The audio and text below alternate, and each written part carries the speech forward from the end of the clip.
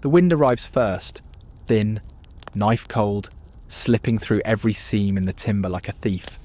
Then the snow, whispering against turf walls, piling on roof and threshold, until the doorway becomes a low white mouth.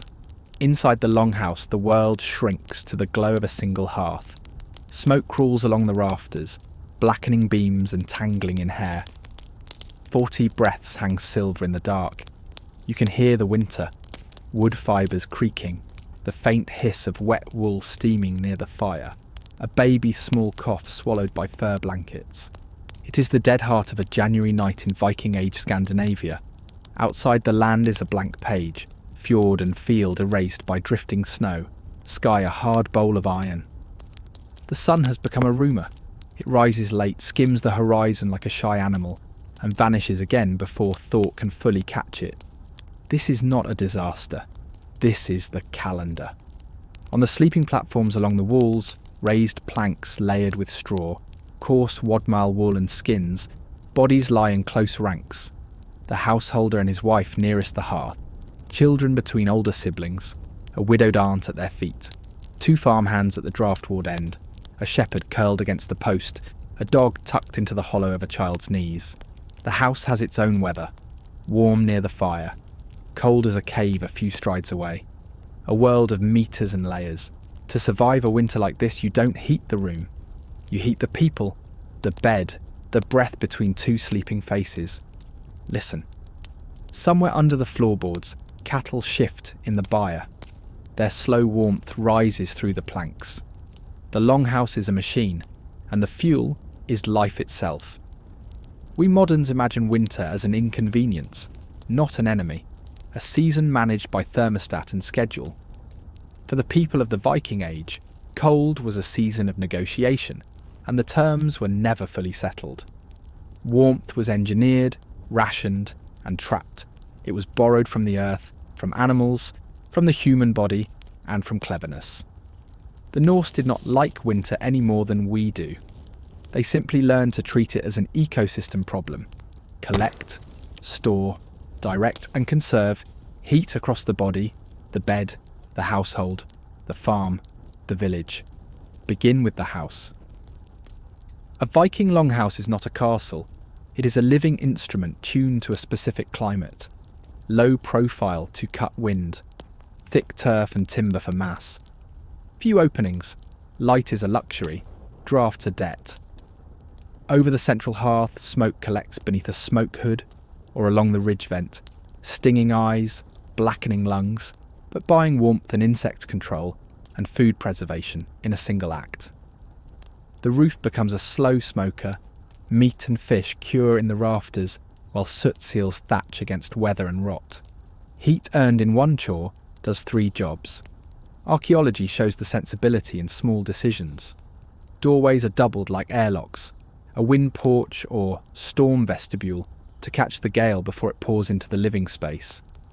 Posts are set to divide the interior into microclimates, the fire zone, the work zone, the sleep zone, so that warmth can be budgeted, not squandered into rafters and gloom. Floors rise slightly along the walls to keep bedding above damp. If you could step inside a longhouse in January, you would feel the house teach you where to stand and how to breathe. Heat is a geography. It has contours and borders. You learn them in childhood by the nerves in your fingers. At midnight, someone wakes. In these latitudes, sleep comes in segments. First sleep, then the watch, then the mercy of second sleep. The waking is not panic. It is maintenance. A hand feels for the iron poker. Charcoal is stirred, embers flare. A fresh log slides into the glowing cave between stones. The heat signature of the room shifts. 1 more hour of animal comfort purchased. Someone else checks the door seam with their palm, tucks more wool into a draught. A third person pours warm water over the last of the porridge to plump it for morning. Nothing is wasted, not even darkness. There is a sturdiness in this midnight hour. Tasks belong to bodies that know them. The old woman whose fingers believe in fire. The boy who remembers which corner weeps meltwater in a gale. The dog who hears the ice sag on the roof and noses the sleepers closer together. The house is kept the way a ship is kept. by vigilance, habit, and a kind of tender distrust of the elements. Mourning is a negotiation too, because mourning is a legal fiction in the deep north. When the light finally lifts, it is blue and stingy, smudged by blown snow. Cold adds weight to everything. The bucket on its yoke, the axe in its haft, the loaf on the board. You move differently in a world that takes heat as tax. Footsteps are careful to preserve sweat. There is a rhythm to chores, a dance between exertion that creates warmth and stillness that throws it away. Water is carried and wood is split first, while bodies are fresh and the fire needs its day's wages. Tasks that sit, mending, carding wool, shaping bone pins, wait for the hour when the hearth has climbed back to strength. But winter is not only physics, it is about psychology and story. The longhouse becomes a theatre of memory in the dark months. Evenings are knit together with voices, with the hush of listening work, Nal binding needles, looping wool into dense socks, a small whetstone kissing an axe. Children learn weather by sound, what sleet sounds like on turf, what the sea says when it is thinking about freezing, what the old ram says in his sleep when he dreams of summer. Fear is given edges by ritual. Yule greenery hung over the door, a carved Thor's hammer laid upon the beam. The first new fire coaxed at midwinter like a fragile godling. To endure a winter you must find shape in it, a sequence, a promise that turns toward light. The mind starved of horizon needs a calendar of the hand. Food is a warmth strategy, disguised as flavour. The pot over the hearth is not boil and serve. It is architecture, thickened with barley or oats, salted with the meat of late autumn, fat enough to shine in a wooden bowl. Broths are ladled all day as medicine. Children sip bone stock that has been coaxed from seals of ice and marrow. Adults sip something hotter, mulled ale, juniper berries cracked in the palm, a pinch of dried angelica to lift the chest. You can measure the season by what hangs from the beam. Fish drying to hardness, cheese rounds sweating oil, herbs braided like the memory of a summer meadow, and brought back to life with steam. The hearth doesn't just heat the room, it preheats the people. Clothing is not fashion, it is engineering. Linen against the skin to manage sweat, wadmal wool to trap air in countless tiny rooms, felted hoods that make their own climate. Fur turns inward when the wind is in a killing mood. Mittens nested, soft leather lined with fleece, then wool over that, layers that share heat back and forth, like friends. Footgear is stuffed not only with warmth, but with thought. Twist of straw, twist of hair, twist of moss, materials that breathe and dry when you work, and turn into a cloud around your feet when you sit. The closest thing to central heating is a well-layered child. And always the animal warmth. The byre is not merely storage, it is a heat engine. Cattle breathe and the house lives. Dogs climb into beds at the edges and radiate. Cats find the seams and teach you where to add a tapestry. The first time a child falls asleep with a pup under the blankets and wakes warm, a lesson is learned that will outlast the memory of toys. In a climate like this, you make treaties with every warm thing. The costs are real. Smoke cuts years from lungs. Light is precious and hard. Fingers and toes carry small scars, white as moon-healed bark, from a moment too long at the threshold, or a glove forgotten on a nail. Winters can be fatal when luck stacks wrong. An early freeze on wet thatch, a cow sick at the wrong week, a storm that brings the sea into the pasture as ice. But the culture learns, and the learning accumulates, as architecture, clothing, recipe, proverb, prayer. What does the cold do to a mind? It teaches humility, yes, but not surrender. It engraves in memory the difference between want and need. It pushes people toward each other. In the north, the most dangerous thing is not hunger or frost, it is solitude. Warmth is a collective act. Even the story is a shared blanket. A saga is a kind of fire that passes from mouth to mouth without losing heat. Picture the same longhouse in the late blue of the afternoon. A door opens and a figure enters, shoulders white, beard jewelled with rime. The cold walks in with him and takes a step toward the hearth. Everyone feels it, a weather front of pain on their faces, and then the air stills as the door is latched, and the fire, which is not a decoration but a family member, rises to its duty. Mittens are eased off, leather squeaks as it thaws. The man's first words are not words but breath, of gratitude, of apology. For the house has carried the watch while he was out. A child pushes a bowl into his hands and the house forgives him. Under the benches the dog twitches in sleep, chasing something warm.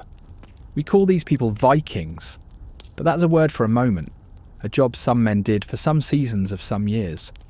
The deeper truth is rural and slow. Farms worked, herds tended, fish split and salted, wool turned into walls and second skin. Winter is the axis around which the year turns.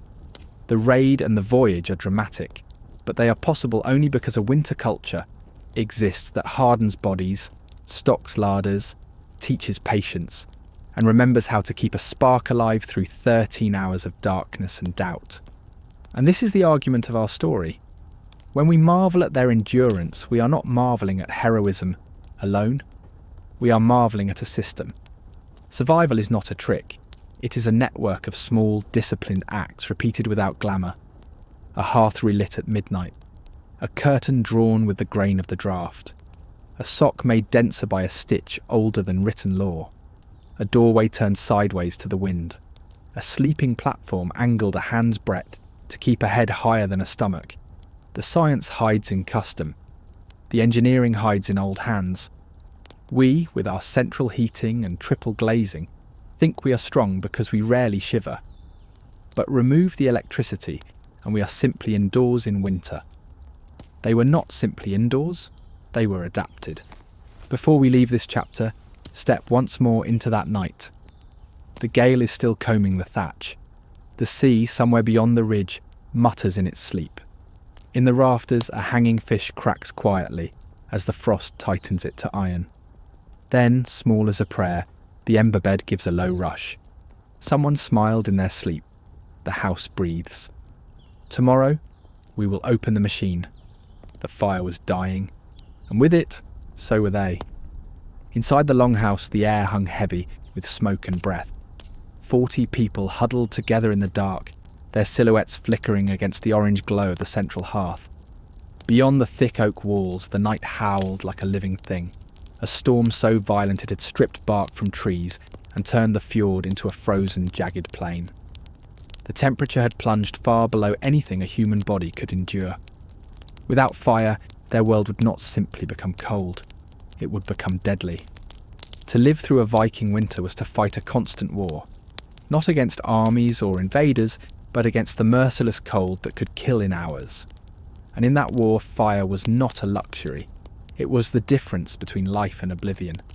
For the people of the north, the hearth was more than a place to cook or gather. It was the centre of existence. Everything revolved around it. Its placement was deliberate. The very centre of the longhouse, so that every person, every sleeping bench, every drying rack and food store could draw from its heat. Archaeological excavations at sites like Borg in Lofoten and Firkat in Denmark reveal hearths measuring up to 3 metres long, their stones blackened from centuries of continuous use.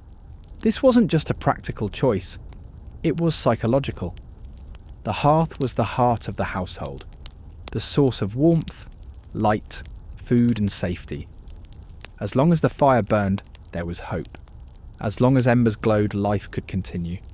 But keeping a fire alive in a Viking winter was no small task. The wood had to be gathered, split, and seasoned months in advance, often stacked under eaves or inside covered wood houses to keep it dry through the endless snow and rain. And once the fire was lit, it could never go out. Families assigned a firekeeper, often an elder or young servant, to watch the flames through the night, stirring coals, adding wood, ensuring that the thin thread of life between humanity and the deadly cold never snapped. Viking hearths weren't crude piles of burning wood. They were carefully engineered systems designed to maximise every spark of warmth. The base was built from large, flat stones that absorbed heat during the day and radiated it back long after the flames died. Over centuries of experimentation, they learned how to stack wood to produce a slow, even burn, often using birch or oak, which burned hotter and longer than pine. And above the flames, a venting hole in the longhouse roof allowed smoke to escape, while trapping most of the heat inside. Some longhouses even had stone-lined heat channels built into the floor. Primitive underfloor heating systems that carried warmth towards sleeping areas and storage pits. Archaeologists excavating sites in Iceland and Norway have found evidence of such thermal engineering. A reminder that these were not barbaric huts, but sophisticated, purpose-built survival machines. But here's the part most people today don't realise. A single hearth, if used correctly, could heat an entire home and save dozens of lives without burning through a forest's worth of wood. And the Vikings weren't content with just one fire. They found ways to carry it with them. Not every task could be done by the hearth. Vikings needed warmth in sleeping areas, workspaces and storage rooms far from the main fire. Their solution was ingenious: portable fire. Archaeological finds from trading towns like Hedeby and Kaupang include dozens of iron braziers, small bowl-like stoves with long legs to keep them from scorching the floor. These were filled with glowing coals from the main hearth and carried throughout the home, radiating heat for hours. Some were small enough to place under a chair or beside a bed. Others were large enough to warm an entire chamber. For wealthier households, these braziers were not just tools. They were works of art, intricately forged and decorated with animal motifs, runes, or the family's insignia. But they all served one purpose: turning stone-walled iceboxes into habitable spaces. The science behind them was surprisingly advanced. By restricting airflow and using charcoal instead of raw wood, Vikings achieved slow, smokeless combustion that released consistent heat with minimal fuel. Charcoal, made by burning wood in low oxygen pits for days, was a high-energy fuel, light, efficient, and capable of burning for 6 to 8 hours. Producing it required experience and planning, but the payoff was immense. Warmth on demand, anywhere in the home. Fire wasn't just a tool, it was woven into the spiritual fabric of Norse life. The hearth flame was often dedicated to household gods or ancestral spirits. Many Viking families believed that extinguishing the home fire was a bad omen, a sign that death or disaster was near. Instead, embers were preserved and carried into the next season, symbolising continuity and survival. In some sagas, warriors departing for distant raids took small clay pots of coals from their family hearths, believing that lighting a fire with those same embers on foreign shores would bring the protection of their ancestors. Fire wasn't just physical warmth, it was cosmic. It connected them to their past and ensured their future. Even with all this technology and ritual, survival was never guaranteed. A single mistake, a fire left unattended, wood too wet to catch, a sudden gust extinguishing embers, could spell death before dawn. The sagas are filled with warnings about winters where fires failed and whole families perished in the cold. It's why the Norse word for home, heimr, is linguistically linked to the hearth itself, because without fire there was no home. But fire, as powerful as it was, had its limits. The flames could not follow people into their beds, and the vast stone walls of their halls still bled heat into the frozen night. The next chapter of their survival story would require even greater ingenuity, turning cold stone into warmth itself. The hearth could keep you alive, but only if you stayed close. Step too far into the shadows of a Viking longhouse, and the temperature could drop enough to freeze water overnight. Fire was powerful, but it was also immobile, and that was the next challenge the Norse had to solve: how to make heat travel, how to extend the reach of the flames into every corner of their world. They did it not with more wood or bigger fires, but with stone. To the Vikings, a stone was more than a rock. It was a battery, a vessel for storing the fire's strength and releasing it slowly over time. After long hours in the flames of the central hearth, smooth river stones and hand-sized chunks of soapstone could hold enough heat to warm a bed, a cloak or a body through the darkest part of the night. The process was as simple as it was ingenious. As the day's last logs collapsed into glowing coals, servants would carefully place chosen stones among the embers. They knew how to read them. A fine-grained river cobble would hold heat for hours. A cracked one might shatter explosively, sending shards through the room. After 2 or 3 hours, the stones were pulled from the coals with iron tongs, wrapped in layers of wool, fur or thick cloth, and carried to where their warmth was most needed. Some were slid beneath blankets, an hour before bedtime, transforming icy bedding into a cocoon of comfort. Others were tucked into boots or placed beneath workbenches to keep hands nimble and blood flowing. Children clutched smaller stones in their sleep like glowing talismans. Archaeologists excavating medieval layers at sites such as Warwick Castle and Birka have found both the scorched stones themselves and the thick, charred cloth once used to wrap them. But the most remarkable part of this forgotten technology is how effective it was.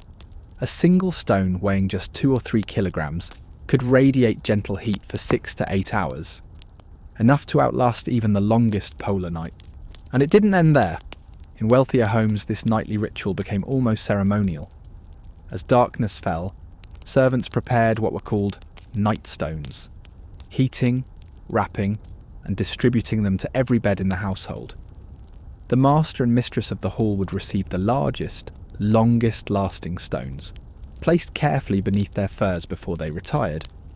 Children would be given smaller, lighter ones, often wrapped in old wool or stitched leather. In some sagas and domestic accounts, this practice was described almost poetically. The stones that carry the sun into the night. And in a very real sense, that's exactly what they were. The embers of the day's fire lived on in those stones, keeping human bodies warm long after the flames had died. Some women even wore heated stones as crude jewellery during ceremonies and feasts in winter halls. Small rounded pieces with holes drilled through them, strung on cords and worn close to the skin. These warm amulets served a practical purpose, but they were also a statement, a visible sign that the household was wealthy and well prepared enough to waste fuel on luxury. The use of heated stones extended beyond sleeping and comfort. Scribes and craftsmen, who often spent long hours motionless at their work, relied on them to stave off numb fingers. Wooden boxes with hollowed-out compartments were designed to hold glowing stones beneath the feet. Early foot warmers that turned frigid workshops into tolerable places of labour. Priests and seers, too, employed the technology in winter rituals. In the frozen temples of Uppsala and the windswept meeting halls of Iceland, stones heated in sacred flames were placed beneath altars or in ritual basins, symbolising the sun's strength in the dead of winter. They believed that as the stones slowly cooled, they released the blessing of warmth into the hall, a physical metaphor for the life-giving power of fire. Not all warmth was visible. Beneath the stones and embers lay another secret: charcoal. Vikings were masters of producing it, stacking wood in low-oxygen pits and burning it slowly for days to create a lightweight, high-energy fuel that burned hotter and longer than raw wood. Charcoal was essential for portable heating devices, like braziers, but it also made the main hearth far more efficient. It produced minimal smoke, vital in enclosed longhouses, and it could smoulder through the night, ensuring that embers were always ready to ignite a morning flame. In a world where fire was life, charcoal was insurance, and they used it with discipline. Charcoal stores were guarded, rationed, and often made in the warmer months in huge seasonal batches. It was so valuable that in some Norse settlements, charcoal production sites were considered sacred ground, the birthplace of fire itself. Vikings didn't leave their fires behind when they left home. On long journeys or seasonal migrations, they carried embers sealed inside clay pots or metal containers, carefully tended so they could be coaxed back into flame days or even weeks later. For people who believed that fire connected them to their ancestors, this was more than practicality. It was continuity. Some sagas even describe warriors lighting their campfires, abroad with coals taken from the hearths of their childhood homes, believing it brought strength and protection from their kin. In this way, the hearth became portable, a piece of home carried across mountains and seas. Fire had been tamed, stored, and even carried across the world, but it still wasn't enough. A Viking's battle with winter wasn't just about flames, it was about the human body itself. And the next layer of their survival system was one we still use today, the art of layering, wrapping, and wearing heat. Fire could keep you alive, but it couldn't follow you into the fields. It couldn't shield you on the deck of a ship, slicing through an Arctic gale. It couldn't walk with you across the snow-blasted tundra when the sky turned white and the wind screamed like a living thing. For that, the Vikings needed a second skin, a fortress they could wear, and they built it from the bodies of the animals that shared their world. Long before modern textiles and synthetic insulation, the Norse mastered the art of surviving the cold by turning nature itself into armour. Every layer they wore, every pelt, every weave, every strand of wool, was a carefully considered line of defence. To walk out into a Scandinavian winter without it was suicide. With it, a Viking could row a ship through sleet, hunt in snowdrifts waist deep, or march for days across a frozen plain and return home alive. Their clothing was not crude or improvised. It was the product of centuries of adaptation, of trial and error passed down through generations who had watched others freeze and learned exactly what was necessary to endure. The first layer was the one closest to their skin, thin but vital. Undergarments were usually made from soft linen or fine wool, materials that wicked moisture away from the body. Viking life was physically demanding, and sweat was dangerous in cold climates. Once soaked into clothing, it could chill the skin and lead to hypothermia. Linen and tightly woven wool drew that moisture outward, keeping the body dry, the first principle of survival in freezing conditions. Over that came thicker wool garments, tunics that hung to mid-thigh, trousers that laced at the calves, and long-sleeve shirts that trapped air between fibres, creating a layer of insulation around the body. Wool was the miracle fabric of the Viking world. It could absorb up to 30% of its weight in water without feeling wet, remained insulating even when damp, and could last for decades. Archaeologists have found fragments of Viking wool clothing that even after 1,000 years still show the tight weaves and complex patterns that made them so effective. But the Vikings didn't stop at mere warmth. They engineered their clothing like a layered shield, each piece performing a specific task, each gap sealed against the wind. The third layer was often fur or hide, the outer armour that turned clothing into protection from the elements. Fox, bear, wolf and reindeer were all used, their pelts prized not just for their insulation, but for their ability to block wind and shed snow. A cloak made from wolfskin could turn a blizzard into little more than a nuisance. A hood lined with fox fur kept the face warm, even when the wind could freeze exposed skin in minutes. The most prized of all was reindeer hide. Light, supple, and unbelievably warm, it trapped layers of air within its hollow hairs, creating insulation so effective that even modern cold weather gear struggles to match it. Norse hunters and traders who ventured far north, into lands where temperatures could fall below -30 degrees Celsius, often wore reindeer boots and cloaks, garments that made survival possible where humans had no business being. Footwear was another critical innovation. A Viking could endure frostbitten fingers, but frozen feet were a death sentence. They crafted boots from soft, oil-treated leather lined with wool or fur, often layering dried grass or moss inside for additional insulation and moisture absorption. Archaeological finds from Greenland and Iceland show that these boots were so well designed that many resemble modern expedition footwear in principle if not in appearance. Hands too were carefully protected. Mittens made from felted wool or stitched fur were common, and they were often oversized to allow a layer of warm air to circulate inside. When fine dexterity was required, for navigation, woodworking or weapon use, split finger gloves of layered wool and leather were used instead. Even the head, which loses more heat than any other part of the body, was rarely left uncovered. Viking caps were typically conical or rounded, made of layered wool with fur linings. Archaeologists excavating burials in Birk and Hedeby have found such headgear buried alongside weapons and jewellery, a sign that warm clothing was considered as essential to life as a sword or an axe. Layering was a science. A typical winter outfit might consist of a linen undershirt, a thick wool tunic, a leather jerkin, a fur-lined cloak, wool leggings, leather trousers, fur boots and mittens, with every gap sealed by belts, ties, or overlapping seams. Each layer trapped air, slowed heat loss, and protected against wind or moisture. The result was not a simple outfit, but a wearable climate control system. These clothes were not just functional, they were tactical. Hunters heading into deep forests might choose quieter furs and darker colours to blend into the trees. Seafarers wore garments treated with oils or animal fats to repel water during weeks at sea. Warriors often layered lighter but tighter weaves beneath their armour to regulate body temperature during long marches or cold watches. The real genius of Viking winter clothing wasn't that it was warm, it was that it was adaptable. And adaptation was the only way to survive a climate that could change from rain to snow to ice in a single day. Outer garments could be shed during heavy labour to prevent overheating, then thrown back on when movement stopped.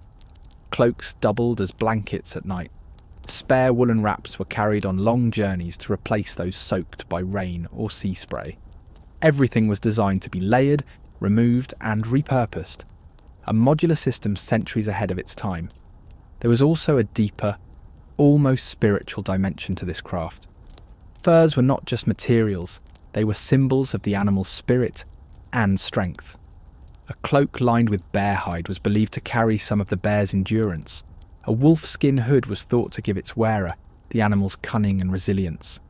These beliefs weren't mere superstition, they were psychological armour, reinforcing the mindset needed to endure months of bitter darkness. And endure they did.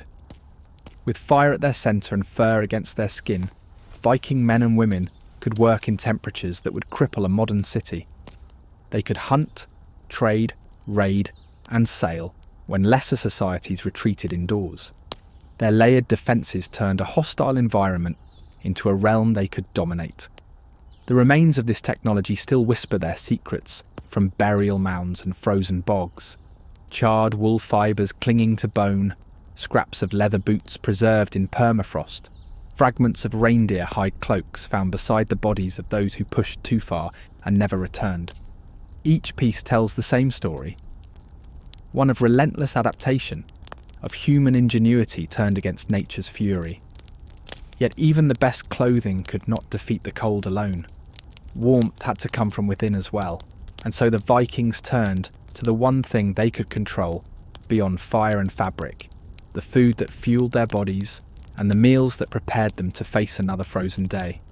The fire is dying, the woodpile is shrinking, and the pantry, once overflowing with salted fish and smoked meats, now holds little more than barrels of pickled cabbage, a few wheels of hardened cheese, and a row of clay jars filled with sour milk.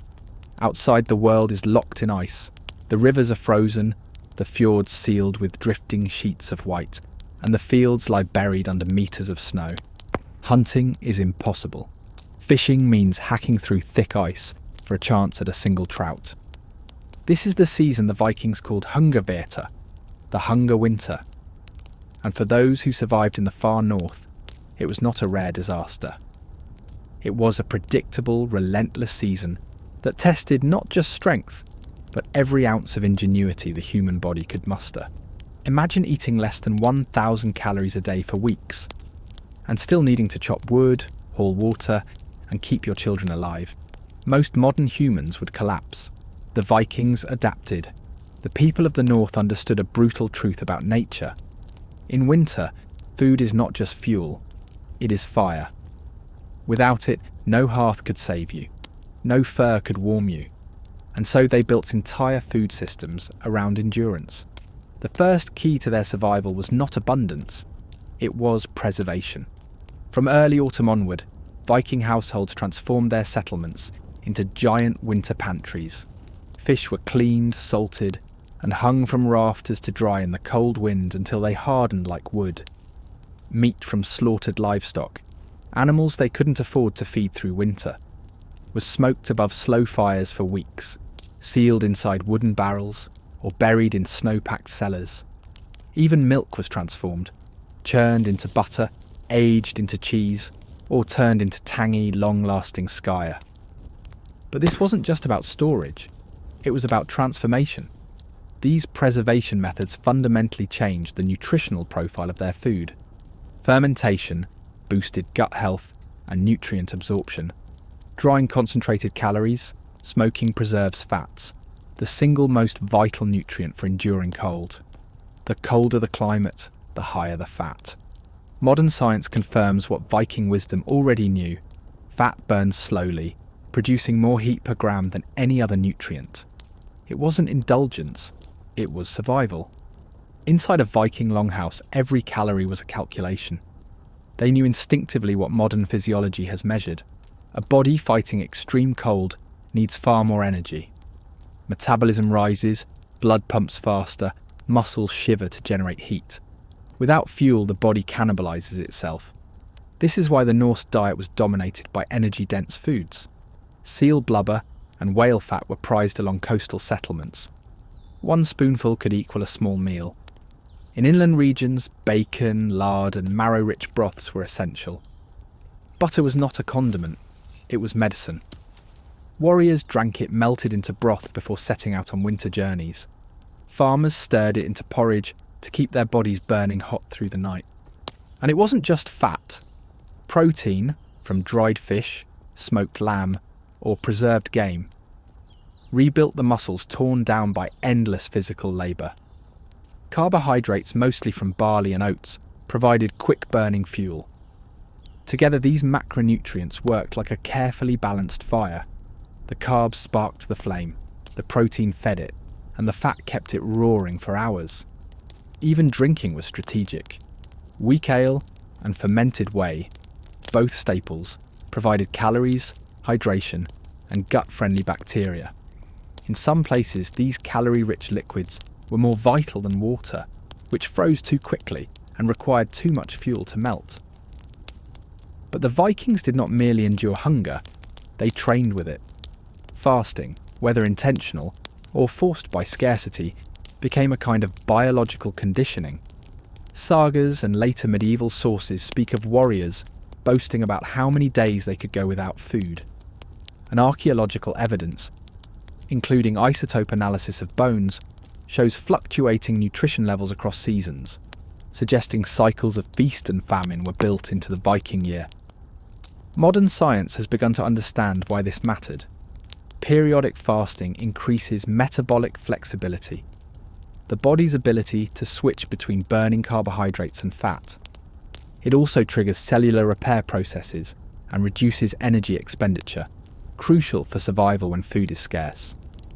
By the time the deepest winter arrived, the Viking body was not just enduring hunger, it was optimized for it. This was not a desperate accident of poverty. It was a calculated adaptation, a strategy to stretch every stored calorie through months when the earth itself refused to feed them. Meals during Hungerwette were simple, repetitive, and deeply symbolic. A typical winter breakfast might be a thick porridge made from barley, sweetened with a spoon of honey, and fortified with a lump of butter. Midday meals, if they existed at all, were often cold. Thin slices of dried fish soaked in water, hard cheese shaved from a wheel, maybe a crust of dense sourdough bread. The main meal came in the evening, when the day's labour was done and the longhouse walls glowed orange from the fire. A pot of stew simmered on the hearth, often made from preserved meat, dried peas, and root vegetables stored from the harvest. Into this they added scraps of fat and bone marrow, thickening it into a calorie-dense broth. Children might receive a spoonful of fermented skyr mixed with berries dried months earlier, a rare burst of sweetness that also delivered vital vitamins. Even the way they ate was designed to conserve heat. Meals were shared from communal bowls to keep portions small and waste minimal. People sat close, eating slowly, letting digestion itself, which generates heat, become part of their survival strategy. There was also a spiritual layer to Viking winter food culture. Offerings of the first smoked meat or dried fish were often made to the gods, a plea for endurance through the lean months. Feasts held at midwinter, Eagle, were both celebration and defiance, proof that despite hunger and cold, the community had endured another turning of the sun. The psychological power of these rituals cannot be overstated. Modern research shows that shared meals strengthen social bonds and reduce stress. Two factors that directly influence survival and immune strength. In a world where death lurked just beyond the door, the act of eating together was as vital as the food itself. The wind screamed like a living thing outside. It clawed at the turf walls and howled through the smoke hole in the roof, searching for a way in. But inside the longhouse, the storm's rage was reduced to a dull, distant roar. The air was heavy with the scent of wood smoke and animal musk. Steam rose from a damp wool cloaks hung to dry near the hearth. Children slept beneath furs in the corner, their breath misting faintly in the dim orange glow. And though the world beyond was buried under snow and darkness, here, in this narrow, low-roofed chamber, life endured. In a world where a single night of exposure could kill, the Viking longhouse was more than a home. It was a machine, a living organism, built to fight nature itself. To the untrained eye, a Viking longhouse seems primitive, a simple timber hall covered with sod. But every detail of its design was born from centuries of brutal trial and error. Each wall, roof beam and floor was part of a survival system honed in one of the harshest climates humans ever called home. The first layer of defence was orientation. Longhouses were always built with their narrow ends facing the prevailing winds, reducing the pressure of blizzards and storms. Their doors were often placed on the leeward side, sometimes recessed into covered porches, to trap warmer air and block snowdrifts. The walls themselves were masterpieces of ancient insulation. Thick timber frames were packed with layers of turf, straw and clay, creating a structure that was both airtight and thermally efficient. In some regions, builders dug the house partially into the earth, a technique that used the ground's natural insulation to keep temperatures stable, even in the depths of winter. The roofs, steep and heavy with sod, served multiple functions. They deflected snow, trapped heat, and even acted as living insulation. The grassroots weaving through the turf helped hold it together, while adding another layer of protection. Archaeological studies show that these roofs could keep interior temperatures up to 15 degrees Celsius warmer than the outside air, even during sub-zero nights. These weren't just homes, they were heat traps, storm shields, and life support systems. All built without nails, without glass, without modern science. And yet they worked. At the centre of every longhouse was the hearth, the single most important piece of survival technology in the Viking world. Positioned in the middle of the main hall, it was both kitchen and furnace, shrine and gathering place. Its flames never truly died. Even when the household slept, someone rose to feed it. Because if the fire went out, so might they. The hearth's design reflected a deep understanding of thermal dynamics. Stones placed around and beneath the fire absorbed heat during the day and released it slowly through the night. Some longhouses even had clay-lined floors beneath the hearth to trap and radiate warmth, an early form of underfloor heating. Above the hearth, smoke curled lazily toward a vent in the roof. This opening, carefully positioned and often adjustable with wooden shutters, created a natural chimney effect. As warm air rose and escaped, cooler air was drawn in from low gaps near the door, creating gentle circulation without chilling the room. This primitive ventilation system prevented suffocating smoke buildup while maintaining heat, a delicate balance few early cultures mastered as well as the Norse. Viking architecture was not just about warmth, it was about control. The interior of a longhouse was carefully divided into zones, each serving a purpose in the battle against winter. Sleeping platforms lined the walls, raised above the floor to avoid cold drafts and insulated with straw, wool, and animal hides. The closer one slept to the hearth, the warmer the night. High-status family members claimed the central spots, while servants and labourers huddled toward the edges. A literal hierarchy of heat. Animals, too, played a role. In many farmsteads, livestock were brought inside during the coldest months, housed in adjoining stalls, or even separated from the main living area by little more than a wooden partition. Their body heat could raise indoor temperatures by several degrees, enough to mean the difference between life and frostbite. Storage spaces were placed strategically. Food stores were often kept in partially buried side chambers or beneath the floorboards, where the ground's stable temperature prevented freezing, without allowing spoilage. Tools and weapons were hung from rafters, where rising warm air kept them dry and rust-free. Every inch of space inside a Viking home had a purpose. Nothing was wasted, nothing was accidental. In a land where mistakes could kill, architecture was not art, it was strategy. Winter in the far north was not just cold, it was dark. For weeks the sun barely crawled above the horizon. In this endless twilight, light itself became a survival tool. Windows were rare and small, covered with thin animal membranes or oiled cloth that let in a faint glow while keeping out drafts. Most illumination came from the hearth and from oil lamps carved from soapstone, burning fish oil or animal fat. These lamps produced a warm, steady light, not bright enough to banish the darkness, but sufficient to work, eat, and tell stories by. More importantly, the light was warm in colour, rich in red and yellow wavelengths that did not disrupt the body's circadian rhythms.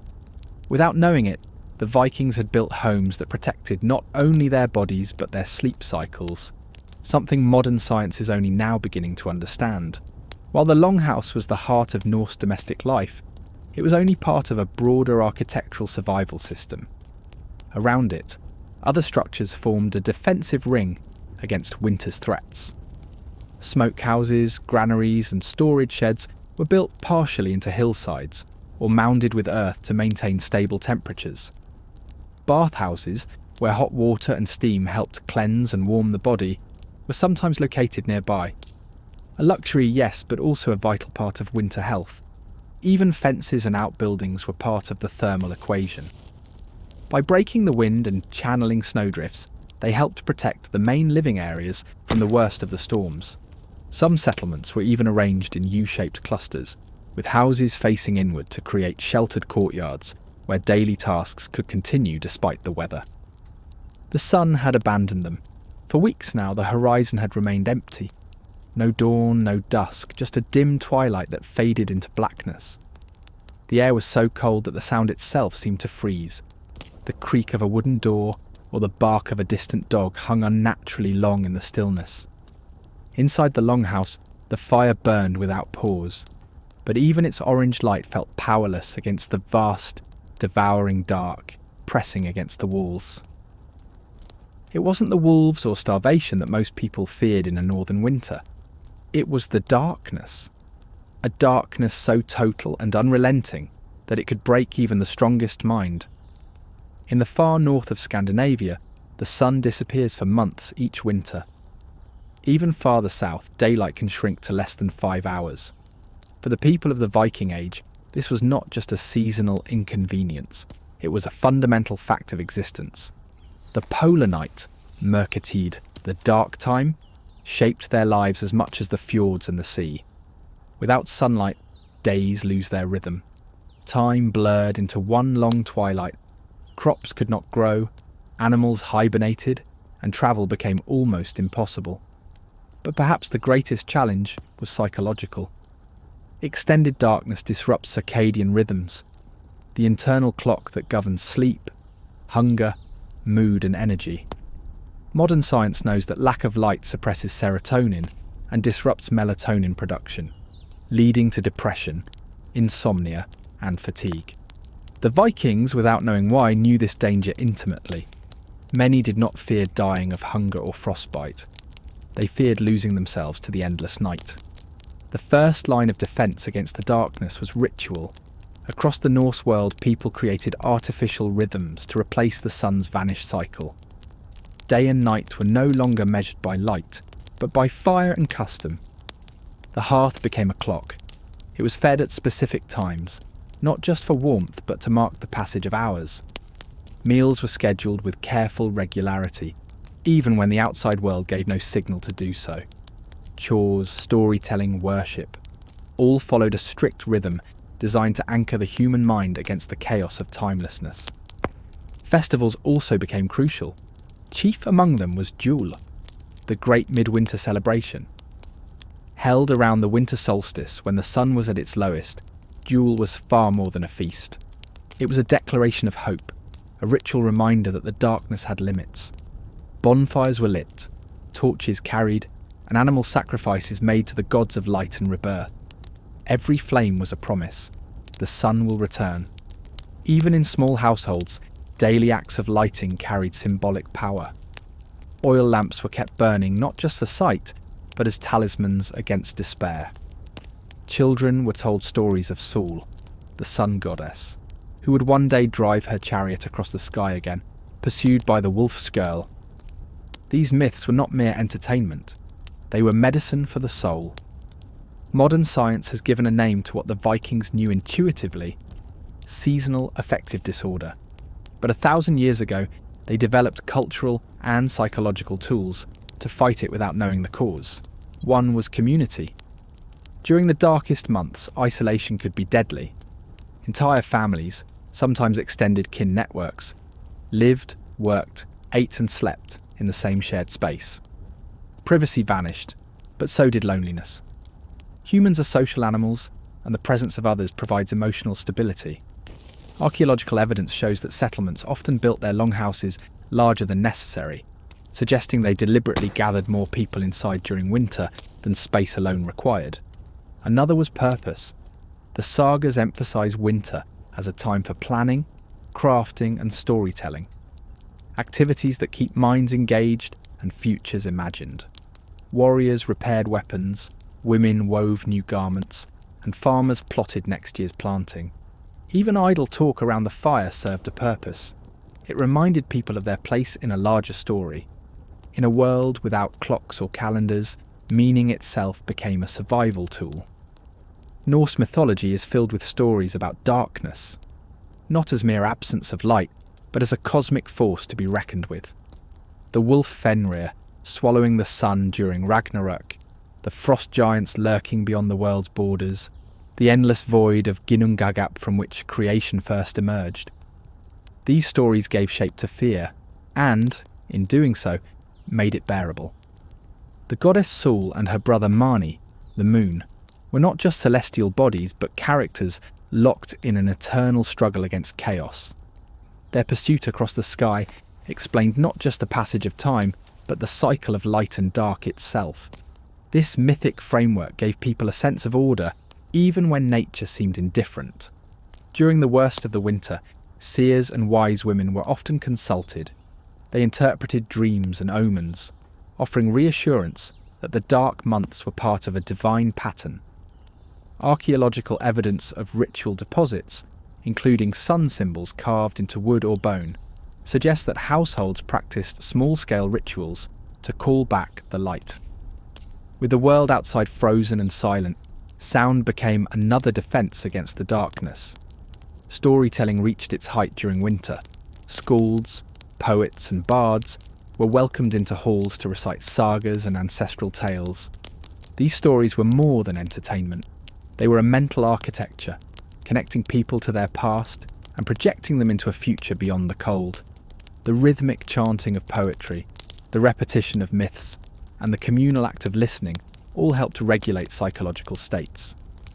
Modern research shows that predictable sound patterns, like chanting or storytelling, can stabilise circadian rhythms and reduce anxiety. The Vikings didn't have neuroscience, but they had sagas. And those sagas were powerful medicine. Music too played a role. Archaeological finds include lyres, flutes and drums, instruments that would have provided rhythm and structure in a season that lacked both. In some communities, night-long song circles were held during the deepest darkness, combining music, story and ritual into a single act of defiance against despair. The absence of sunlight presented a practical problem as well: how to measure time. The Norse solution was elegant. They used metronomic tasks, chores repeated in regular cycles, to anchor their days. Candle clocks made from carefully measured lengths of tallow burned at predictable rates. Water clocks and dripping oil lamps performed a similar function. Even the slow process of melting snow or brewing ale became a timekeeper. More importantly, social time replaced solar time. People measured days not by hours of light, but by how many times the fire was fed, how many verses were recited before sleep, or how many chores were completed before the next meal. This flexible relationship with time reduced stress, and with it, the anxiety that darkness could so easily trigger. For all its dangers, the endless night was also a teacher. It forced communities to slow down, to rely on one another, to plan for the future, and to seek meaning beyond mere survival. It was a season for reflection and resilience, for remembering ancestors and teaching children the wisdom of the past. It also forged strength. When spring finally came and the first pale light spilled across the snow, it was not just a change in weather. It was proof that they had endured. The darkness had tried to break them, and failed. In the end, it wasn't the sun that sustained them. It was fire, story, ritual, and will. The four ancient weapons humanity wields when the world goes black. The first breath you take outside the longhouse steals the air from your lungs. It feels like inhaling knives. Your eyelashes crust with frost before you've even crossed the threshold, and the damp wool of your cloak stiffens into a shell.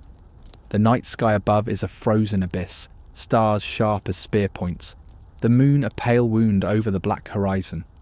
Every step crunches on snow that has turned to iron. Out here, death is patient, but merciless, and it begins not with a sword, but with the slow, invisible theft of warmth from your flesh. In the Viking world, you didn't fight the cold. You prepared for war against it, and clothing was your first and most essential weapon. Without the right defences, the northern climate would strip the heat from your body and leave you dead in hours. With them you could sail through sleet, raid in sub-zero winds, or survive weeks of overland travel without a single fire. For the people of Viking-age Scandinavia, cold wasn't just a seasonal inconvenience, it was a constant existential threat.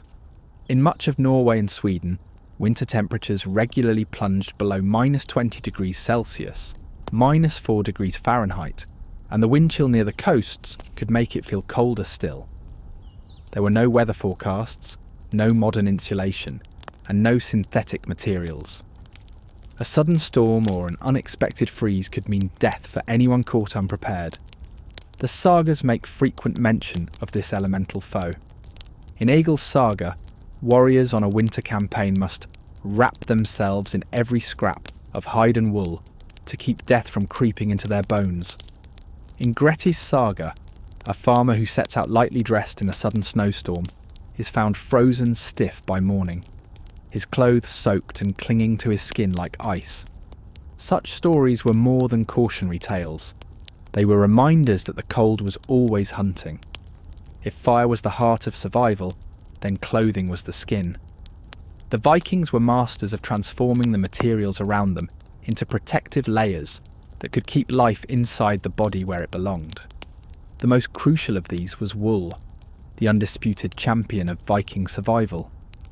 Wool fibres contain tiny air pockets that trap heat, creating an insulating layer even when wet. Unlike cotton, which becomes deadly when soaked, wool continues to warm. Archaeological finds from graves and bogs across Scandinavia confirm that nearly every Viking, rich or poor, wore wool against their skin. Underneath, a linen base layer wicks away moisture, keeping the body dry. This was essential. Sweat was as dangerous as snow. If it soaked into your clothes and cooled, it could accelerate heat loss dramatically. Even today, polar explorers use the same principle. Wick, insulate, protect. Over the wool came heavier garments, cloaks, tunics and trousers, often made of thick felted fabric. These were sometimes treated with animal fat to repel water, a primitive but surprisingly effective waterproofing method. For those who could afford it, fur was the ultimate armour. Bear, wolf, fox and reindeer hides offered unmatched insulation. High-status individuals wore cloaks lined with beaver or marten, prized for their density and warmth. But the most ingenious part of Viking clothing wasn't what they wore, it was how they wore it. Their secret weapon was layering, a system so effective that modern cold-weather survivalists still follow the same principles today. Archaeological evidence and saga descriptions show that Vikings often wore 5 to 7 layers during the coldest months. The goal was to create pockets of air between layers, each one trapping heat and slowing its escape. A typical outfit for a winter voyage might include a linen undershirt to wick sweat away, a thick woolen tunic to insulate, a second heavier tunic or cloak to trap additional warmth, woolen leggings and trousers, often double layered, fur-lined boots treated with grease for waterproofing, gloves or mittens with inner and outer layers, a heavy cloak or hood, sometimes with a fur trim, to shield from wind and snow. Even the head, which can lose up to 40% of body heat, was carefully protected. Archaeologists have found woolen hoods, coifs, fur caps, and even elaborate ear coverings designed to conserve warmth. The sagas note that even indoors people often kept their hoods on, a habit born from necessity rather than fashion. Clothing wasn't just survival gear, it was also a statement. Richer Vikings displayed their status through the quality of their winter clothing. The sagas mention kings and jarls draped in cloaks of bear or otter fur, and there's evidence that dyed fabrics, especially deep reds and blues, were prized. These dyes required expensive imports, and wearing them in winter demonstrated not only wealth but also resilience. You were warm and noble. But practicality was never abandoned for style. Even the most ornate garments were built for function. Wealthy women's dresses often included multiple skirts, which created a thermal tent around the legs. High-status men sometimes wore double cloaks, one lined with fur for insulation, another treated with waxed leather to repel sleet and snow. Daily life demanded more than warmth inside the longhouse. Vikings had to venture into forests, sail across icy seas, and fight battles in snowstorms. Each scenario required specialised adaptations. For sea voyages, woolen trousers were often waxed or greased to resist water spray, and cloaks were designed with pointed hoods that shed rain and snow. Some cloaks were reversible, one side for everyday wear, the other treated for weather resistance during travel. Warriors faced unique challenges. The heavy iron mail worn by elite fighters could become dangerously cold and conduct frost directly to the skin. To counter this, padded woolen undergarments, gambesons, were worn beneath armour, creating an insulating barrier. In extreme conditions, warriors even lined their helmets with fur to prevent frostbite on the scalp. Explorers and traders venturing into Arctic territories, such as the Norse settlers of Greenland, took these adaptations even further.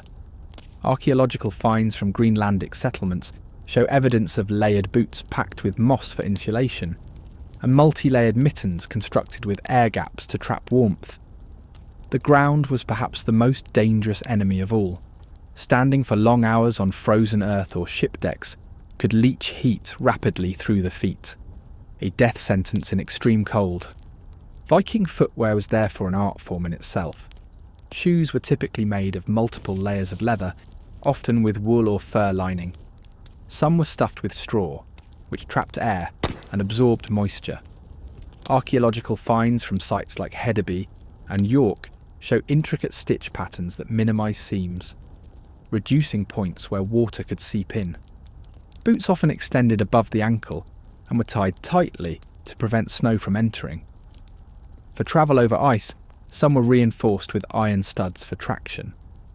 Foot wraps, strips of wool wound tightly around the feet before donning boots, were a common addition, providing an extra layer of insulation and moisture control. To the Vikings, every stitch of clothing was a tool for survival, but it was also a lesson, one that we've almost forgotten. When technology fails and the world turns hostile, your greatest defence is the knowledge woven into what you wear. Much of what we know about Viking winter clothing comes not from texts, but from the ground itself. Burials, especially those in bogs and frozen graves, have preserved garments in remarkable condition. At Mammen in Denmark, archaeologists found a richly embroidered woolen cloak lined with bear fur, likely belonging to a chieftain. At Oseberg, the burial of two high-status women revealed elaborate layered dresses with wool, linen and fur elements, including cloaks dyed deep crimson and blue. At Hedeby, textile fragments show advanced weaving techniques designed to maximise insulation and durability. These discoveries paint a picture of a society that not only understood the science of staying warm, but refined it into a cultural art. There was another subtler power to Viking clothing. It shaped how people thought about the cold itself. Layering garments was not just about insulation, it was about creating a psychological barrier against fear. To wrap oneself in fur and wool was to declare defiance against the elements. The sagas reflect this mindset. Warriors and explorers are often described not as enduring the cold, but as wearing victory over it. In the saga of the Greenlanders, one explorer boasts that the frost may bite the earth, but it cannot bite through my hide. This attitude, that the right preparation renders the elements powerless, was as important as the clothing itself. Modern science has validated much of what the Vikings knew by instinct. Layering, moisture control, air trapping and natural insulation remain the cornerstones of cold weather survival. Polar explorers, mountaineers and Arctic soldiers today follow principles the Norse perfected over 1,000 years ago. And yet their knowledge went beyond practicality. It was woven into their worldview. A belief that no element, no matter how merciless, was unconquerable with the right preparation. In a world where winter could kill, they turned the very products of their land, sheep's wool, animal hides, woven flax, into armour stronger than steel against the cold. The cold was a ruthless enemy, but it was one the Vikings learned not just to endure, but to master. With every cloak pulled tight, every boot laced, every fur-lined hood drawn over their faces, they didn't merely protect their bodies, they declared war on the winter itself. And more often than not, they won. Next we'll go deeper, beyond the body and into the architecture of survival. How did Viking homes themselves become shields against the deep freeze? And why did their building techniques outmatch many later medieval structures in cold resistance? The door slams against the storm as you push it shut. The wind outside howls like a beast clawing at the walls. But here, inside the longhouse, the air is thick with wood smoke, the scent of pine resin, and the deep, comforting glow of firelight. Your eyes take a moment to adjust to the darkness. Shadows dance along the carved beams overhead. The rafters are furred with soot. All around you, families huddle near the hearth, their faces painted orange by the flames. The walls groan as the wind slams against them, but inside the world feels almost still. Warmth is precious here. Not a luxury, but the thin line between life and death. The Vikings didn't just build homes, they built survival machines. Every beam, every wall, every layer of turf and smoke-blackened timber was part of a calculated design to trap heat, defy the elements, and turn a frozen landscape into a livable world. Their architecture wasn't crude or primitive. It was engineering born of desperation and genius. At the heart of Viking life was the longhouse, a structure so fundamental that it shaped not just how people lived, but how they survived. These buildings weren't just homes. They were barns, workshops, kitchens, sleeping quarters, meeting halls and sanctuaries, all under one elongated weatherproof roof. A typical longhouse stretched between 15 and 30 metres long, some as large as 50 metres for chieftains, with walls of timber, stone or wattle and daub, and roofs thickly thatched with layers of straw, reeds or sod. The most striking feature wasn't its size, but but its insulation strategy.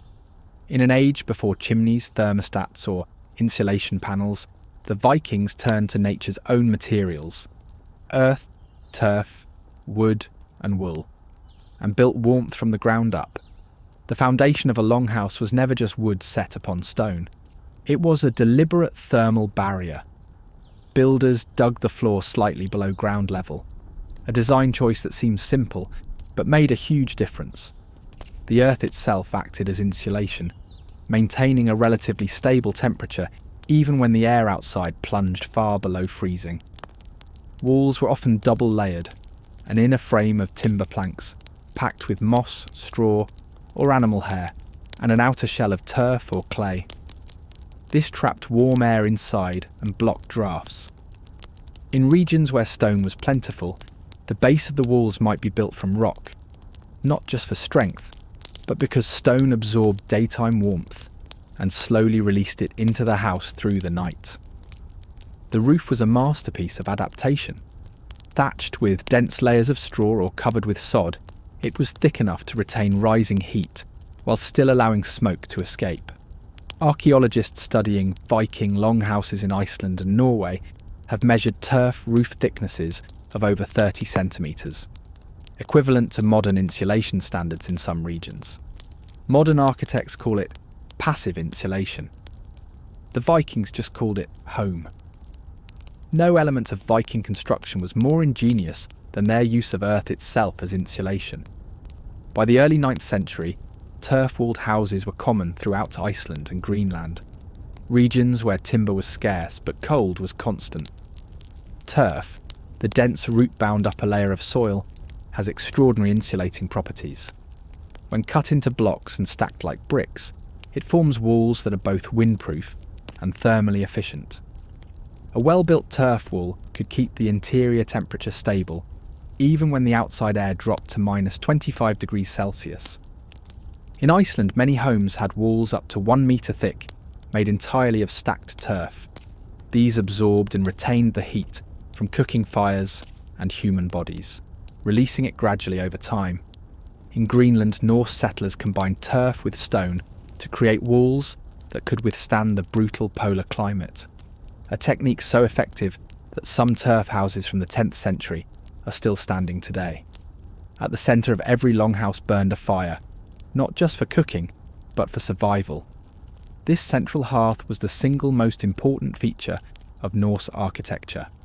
Typically a long, shallow pit lined with stone, it burned day and night from autumn to spring, serving as the heart, furnace and soul of the home. The fire provided radiant heat, warming the stone floor around it, which in turn radiated warmth back into the room long after the flames died down. It also created convection currents that circulated warm air throughout the interior. The open design of the hearth, with no chimney to channel heat away, allowed the maximum amount of warmth to remain inside. Smoke escaped through a small roof vent, but much of it lingered under the rafters, forming an insulating layer that trapped heat below. It wasn't perfect. The air could be smoky and heavy, but it was warm. And in a land where a single night of exposure could kill, warmth mattered more than clean air. The longhouse was more than just a building. It was a finely tuned thermal system. Every feature played a role in keeping the cold at bay. Narrow entrances.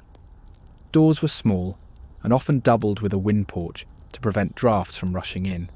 Some even had animal hides hung inside as additional barriers. Low ceilings.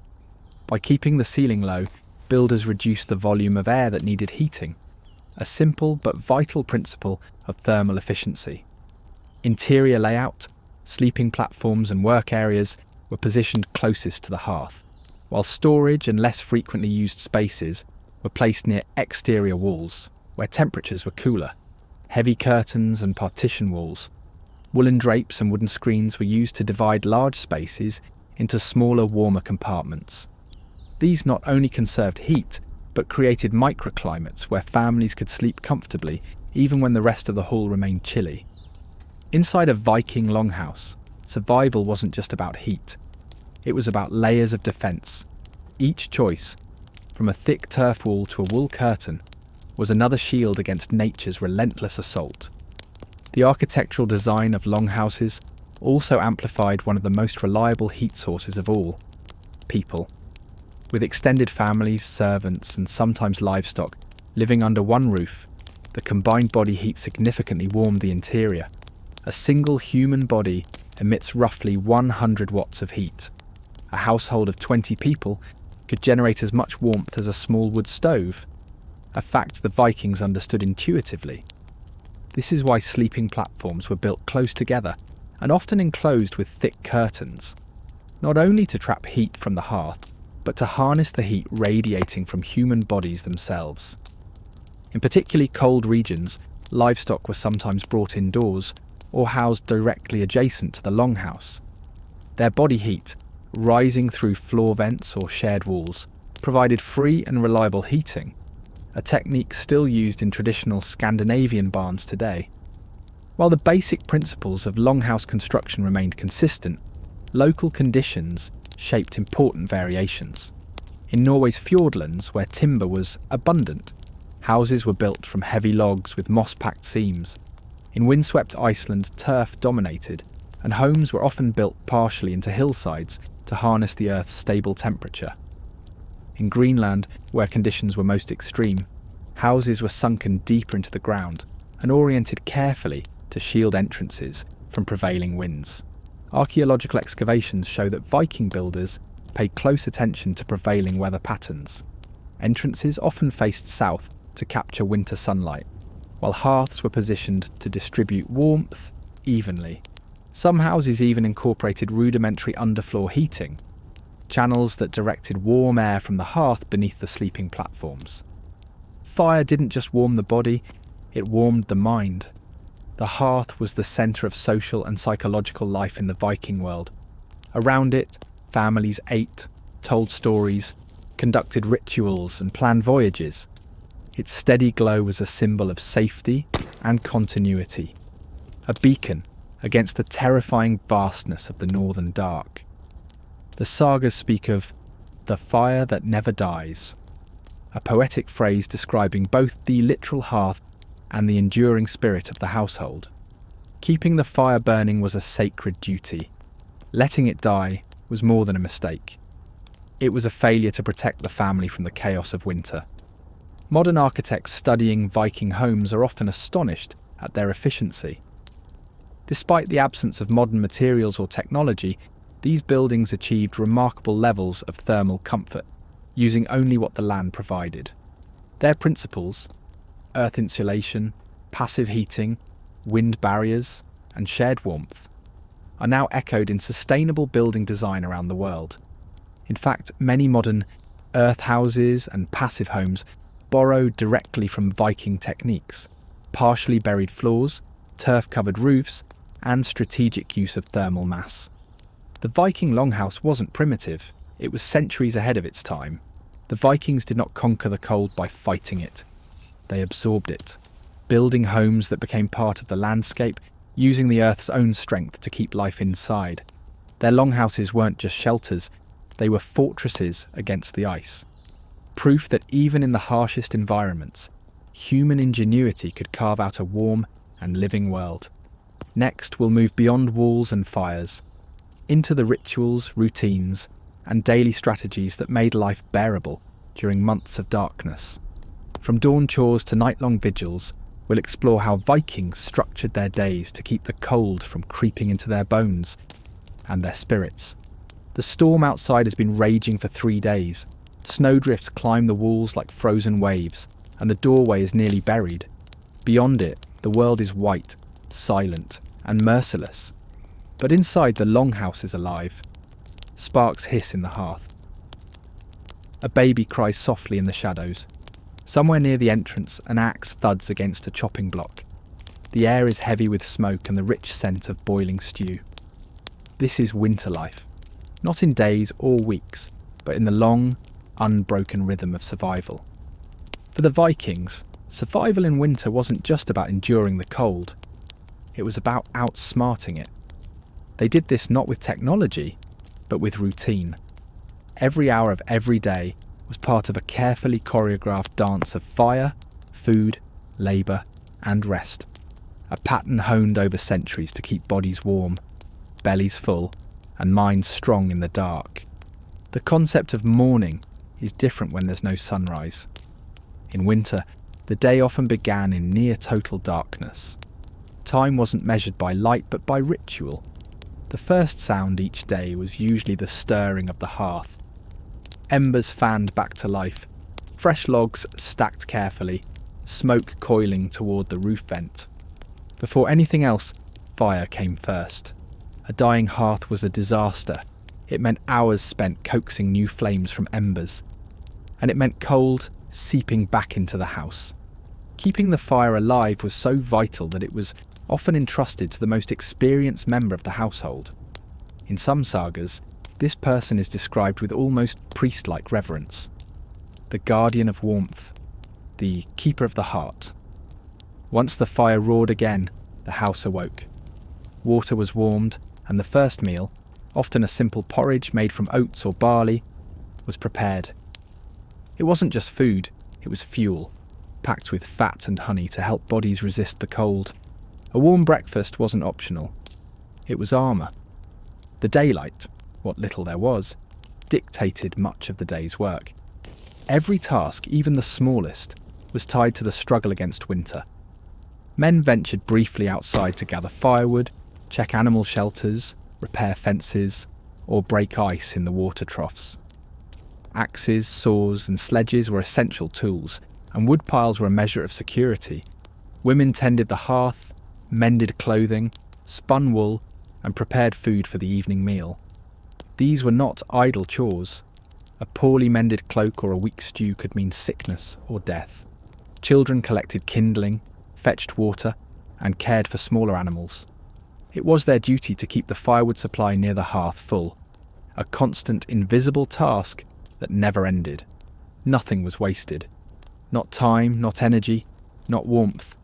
In a Viking winter, idleness was a death sentence. Even indoors, work continued without pause.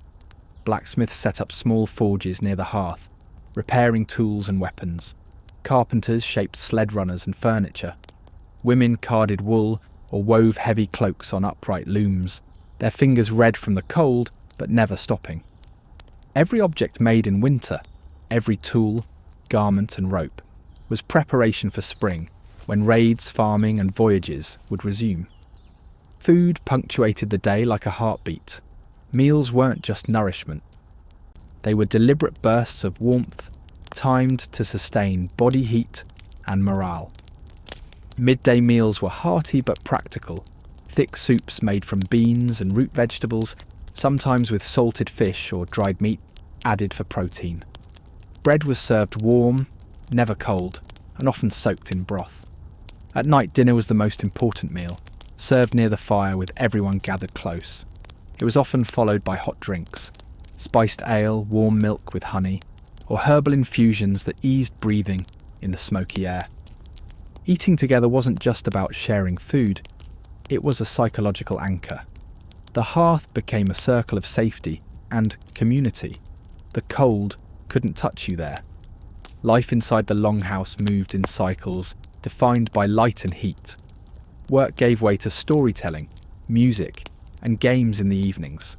Skalds recited sagas, some heroic, some tragic, some deeply personal. These stories weren't mere entertainment, they were lessons, moral codes, and psychological resilience disguised as tales. Board games like Hnefatafl, a strategic war game, were common, and contests of strength or riddles passed the time. Children were taught myths and legends during the long dark hours, their imaginations lit by the flicker of firelight. Even these leisure activities had a survival function. They kept the mind sharp, the spirit focused, and the community bound together. Winter wasn't just a test of endurance, it was a school. The longhouse was a classroom, a forge and a temple, shaping the people inside as surely as it protected them. Nights in a Viking winter were long, often 16 to 18 hours of darkness. But sleep was more than rest, it was a vital part of survival. As discussed earlier, collective sleeping was common.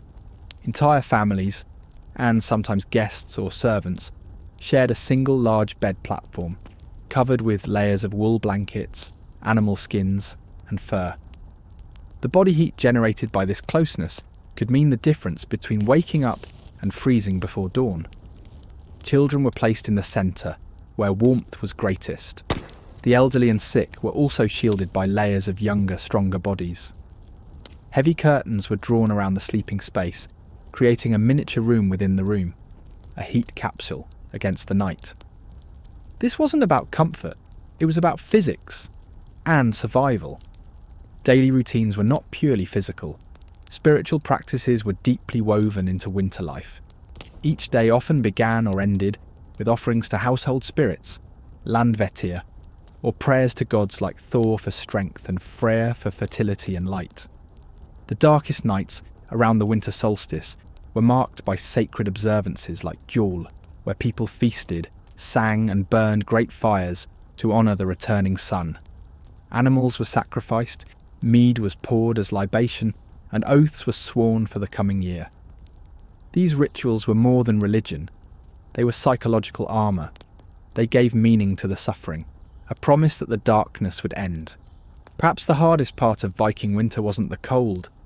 It was the waiting, the endless dark, the same routines repeated for months, the gnawing uncertainty of how long the food would last. Hope became as essential as firewood, and that hope lived in the structure of their days, in the fire they tended each morning, the stories they told each night, and the knowledge that every passing moment was one closer to spring. They weren't just surviving winter, they were mastering it. Every meal, every chore, every shared bed and whispered saga was part of a strategy honed over generations. And when the first weak rays of spring sunlight finally pierced the smoke-filled darkness, they emerged not as victims of nature, but as its conquerors. Next, we'll venture beyond the walls into the blinding white wilderness itself. How did Vikings hunt, travel, and fight in conditions where the land itself tried to kill them? And what techniques kept them alive when they had no shelter at all? The cold doesn't kill you quickly. It creeps, slow, merciless, patient. It steals the feeling from your fingers first, then your thoughts, then the will to move. Out in the endless Scandinavian winter, where snow swallowed the horizon and winds screamed like vengeful spirits, it was not an enemy that could be defeated with a sword. It was a force of nature, ancient, indifferent, and relentless. And yet, the people of Viking times fought it, and won. The real war wasn't fought with blades. It was fought against the frozen world itself. The winter in Viking Age Scandinavia was not a season. It was a siege. For half the year, the sun hovered low on the horizon, or vanished altogether, leaving villages entombed in darkness and ice. Temperatures plunged far below freezing. The seas that carried ships to distant lands turned to drifting shards of glass. Roads disappeared beneath snow, rivers froze solid, and the land itself became an enemy. And still life did not stop. The Norse did not hibernate or retreat. They adapted, and they learned to make this frozen world not just survivable, but conquerable. Their daily existence became a battle plan against nature itself, and every part of their lives, their bodies, their tools, their homes, their strategies, was shaped by this constant fight. It began with the body. No warrior, no farmer, no explorer could endure the brutal Scandinavian cold without first learning to harden themselves against it. The Viking body itself was a weapon, not just of war but of survival. The sagas often describe men and women walking miles through waist-deep snow to reach distant settlements, or trekking for days across frozen lakes to trade or raid. These were not exaggerations. Archaeological evidence, from preserved footprints in ancient snow layers to skeletal remains showing extreme muscle development, confirms a life spent in constant movement through hostile conditions. Imagine Eirik, a hunter from northern Norway, in the dead of a 10th century winter. The nearest settlement is 2 days away. The forest is a maze of white silence, broken only by the snap of branches under snow. He wears layered wool and fur, bound tight against the wind. His breath freezes on his beard as he walks, but he knows he cannot stop. Not for long. In this cold, stillness is death. Vikings understood this deeply. Movement was survival. Daily life was structured around it. Even in the coldest months, they chopped wood, broke ice for water, cleared paths, and checked on livestock. This constant physical exertion kept blood flowing, muscles warm, and bodies conditioned for endurance. It also had another benefit. The intense physical fatigue from such labour set the stage for deep, restorative sleep, which in turn prepared them for the next day's battle with the cold. To survive the frozen world, you couldn't hide from it. You had to become part of it. This mindset shaped every aspect of Viking life, even their clothing. Far from the crude animal hides often depicted in modern media, Viking winter clothing was a sophisticated system of layered protection. Archaeological finds from sites like Birka and Hedeby reveal garments made from tightly woven wool, often felted for additional insulation, combined with inner layers of linen for moisture control and outer layers of fur-lined cloaks to trap body heat. Their footwear, too, was designed for the frozen terrain. Leather boots stuffed with straw or lined with fur, designed to insulate, even when wet. Some boots found in Greenland settlements showed double soles and waterproofed seams, an innovation centuries ahead of its time. It wasn't fashion. It was armour. And in a land where frostbite could cripple a warrior as easily as an enemy's blade, this armour was as vital as any shield. Surviving the cold was only part of the battle. The Norse had to move through it, and they turned the frozen landscape itself into a weapon. Where others saw snow as a barrier, the Vikings saw a highway. Rivers that were impassable in summer became frozen roads in winter, capable of supporting sleds, pack animals, and even armies. Archaeological evidence shows that major trade routes, connecting inland Scandinavia to the Baltic and beyond, were busiest in the coldest months, precisely because frozen rivers made travel faster and safer than waterborne voyages through stormy seas. The same principle applied to land. Snowshoes, some discovered in Norwegian peat bogs dating back to the Viking Age, allowed scouts and hunters to cover vast distances in deep snow. Sledges pulled by horses or oxen moved supplies, timber, and even raiding parties across landscapes that would have been impassable to armies from warmer lands. This adaptation wasn't just practical, it was strategic. The Norse used the frozen terrain to strike where and when their enemies least expected it. The most formidable warriors of the Viking Age were not just men with axes, they were men who knew how to fight winter itself, and nowhere was this clearer than in how they waged war during the coldest months. In the annals of medieval Europe, winter was considered a season of truce. Campaigns typically paused from November to March because armies could not move, forage, or fight effectively in the cold. But the Vikings were different. They planned for winter raids, and they weaponized the cold. Frankish chronicles from the 9th century record Viking raids launched in midwinter, when rivers were frozen and defences were down. Fortresses unprepared for winter siege were easy prey. Frozen moats could be crossed. Snow concealed the approach of longships dragged overland on sledges.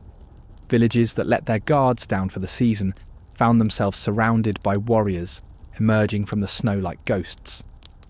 Consider the winter of 859 CE, when Viking fleets penetrated deep into Frankish territory during the coldest months, travelling upriver on ice, striking without warning, and disappearing again before spring thaw.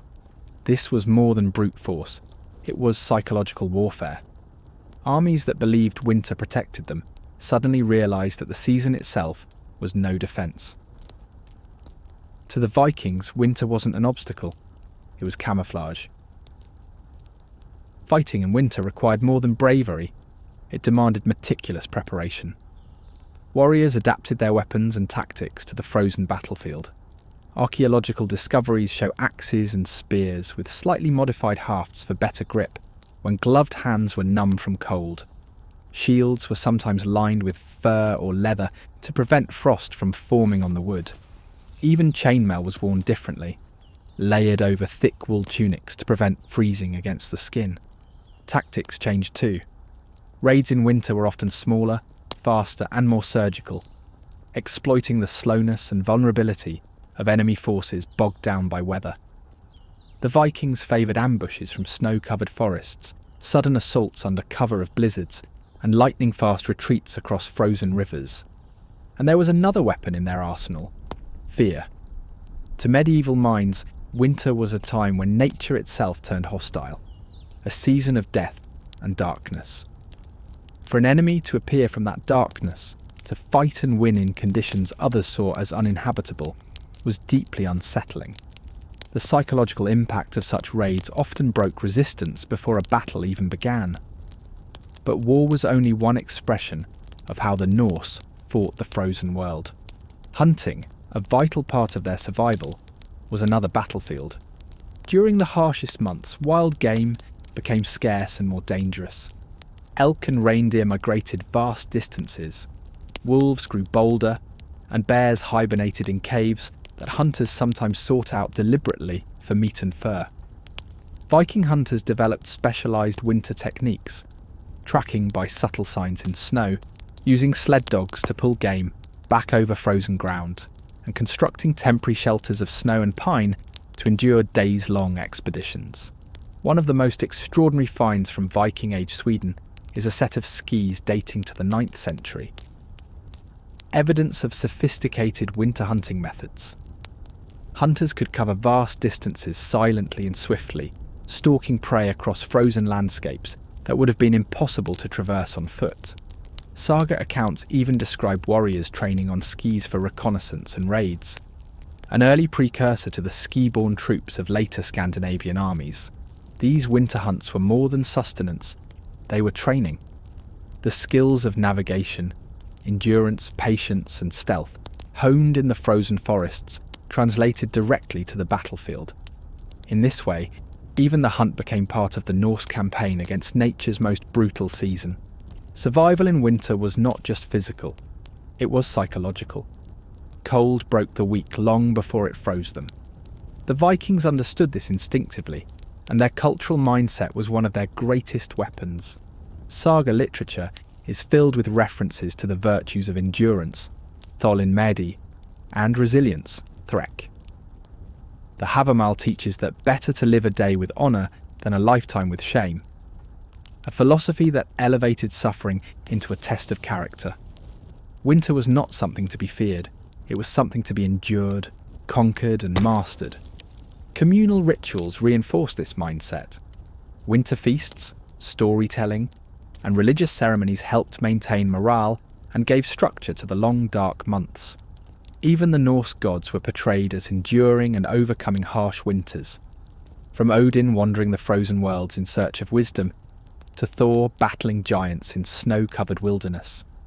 These stories weren't just entertainment, they were psychological training, teaching that endurance was divine and suffering had purpose. In the end, fighting the frozen world was not a single skill. It was a way of life, a philosophy carved into the bones of a people who thrived where others faltered. They fought the cold with their bodies, their tools, their strategies, and their minds. They turned snow into roads, winter into opportunity, and ice into a weapon. And they won. It is perhaps the greatest paradox of Viking history, that their most formidable victories were not against kings or empires, but against nature itself. In a world where winter could kill as surely as any sword, they learned to make it serve them. And in doing so, they conquered not just the frozen north, but the very limits of human endurance. Next, we'll follow those who took this battle even further, beyond the fjords and forests, across frozen seas, and into the unknown. Because the next enemy the Vikings faced was the ice itself. The sea was never still in the north. Even in winter, when land froze and rivers turned to stone, the ocean kept breathing. Slow, cold breaths that shattered ice and hurled shards of frost against the rocks. To most of medieval Europe, those waters in winter were impassable, a death sentence of black waves and drifting ice. But to the Vikings, they were a road. A dangerous road, yes, but one worth travelling. Where others saw the end of the world, the Vikings saw a beginning, a frozen highway to glory. By the 9th century, Norse sailors had pushed far beyond the fjords of their ancestors. They had raided the monasteries of Lindisfarne, settled the rugged coasts of Ireland, and carved new kingdoms from the rivers of Francia and Russ. But winter changed everything. When the winds howled and snow swallowed the horizon, the sea itself became a different kind of battlefield, one that demanded as much courage and skill as any fight with sword and shield. For most seafaring peoples of the Middle Ages, winter voyages were unthinkable. Ships stayed in port, trade routes closed, and harbours became graveyards of frozen wood. Yet the sagas tell a different story, of voyages launched in midwinter storms, of ice-choked crossings to distant shores, and of daring expeditions that defied the frozen fury of the northern seas. This chapter is the story of those voyages, how Viking mariners learned to read the ice, conquer the cold, and turn the most hostile seas on earth into bridges to new worlds. The Norse understood the sea like no other people of their age. They watched how the tide carved the shorelines in winter, how the ice drifted with the currents, how the winds shifted with the stars. They knew that while rivers froze and roads vanished, the ocean rarely froze completely, and when it did, it could still be crossed. Their longships were not crude wooden hulks, they were technological marvels. Built from overlapping planks that flexed with the waves, they could ride over ice-choked waters without breaking apart. Their shallow drafts allowed them to hug the coasts, weaving through ice floes and skirting the edges of frozen bays. And when the seas did freeze solid, they did not stop. They adapted.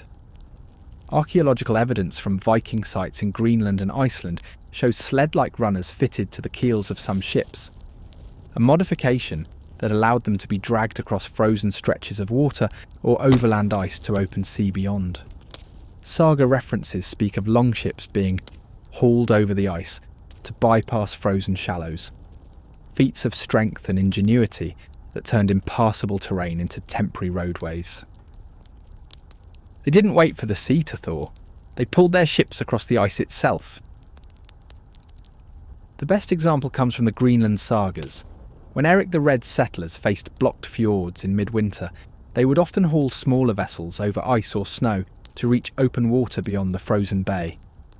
This was not a desperate act. It was planned, practiced, and expected. Entire villages would come together to drag ships across frozen ground, using ropes, wooden rollers, and even oxen. Once free of the ice, they would launch again, into water that few dared to sail.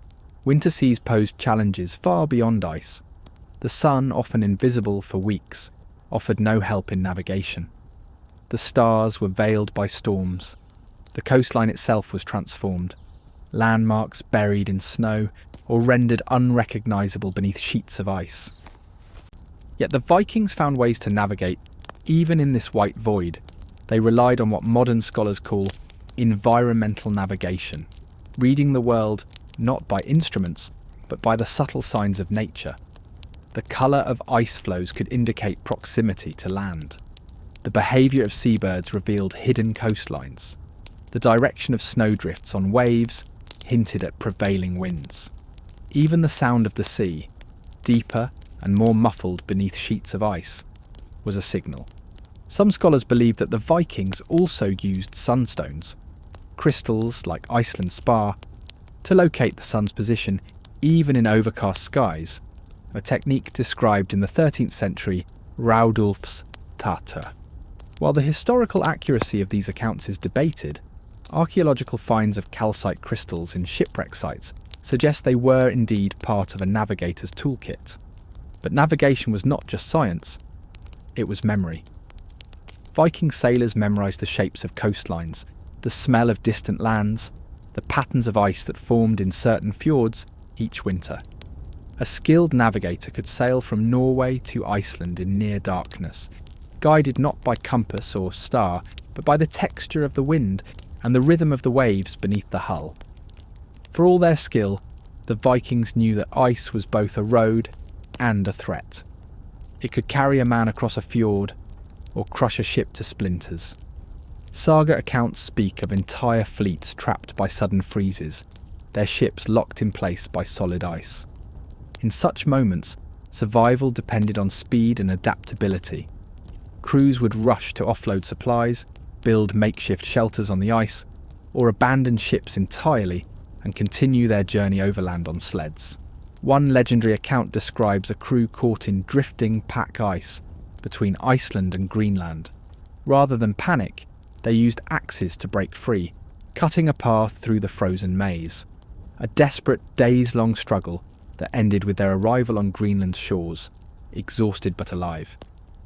But ice could also be an ally, a bridge across otherwise impassable waters. During particularly harsh winters, Viking traders would cross frozen straits on foot or with sleds, transporting goods over sea routes that were inaccessible to ships. Archaeological evidence from trading sites like Hedeby and Birka shows seasonal trade spikes during the coldest months, a sign that ice, rather than stopping commerce, had merely changed its form. To the Vikings, the frozen sea was not a wall, it was a road. This flexibility, this refusal to see ice as a limit, is what set Viking mariners apart. They didn't fight nature, they studied it, mastered it, and used it to their advantage. Some of the most daring voyages in Viking history took place in the heart of winter.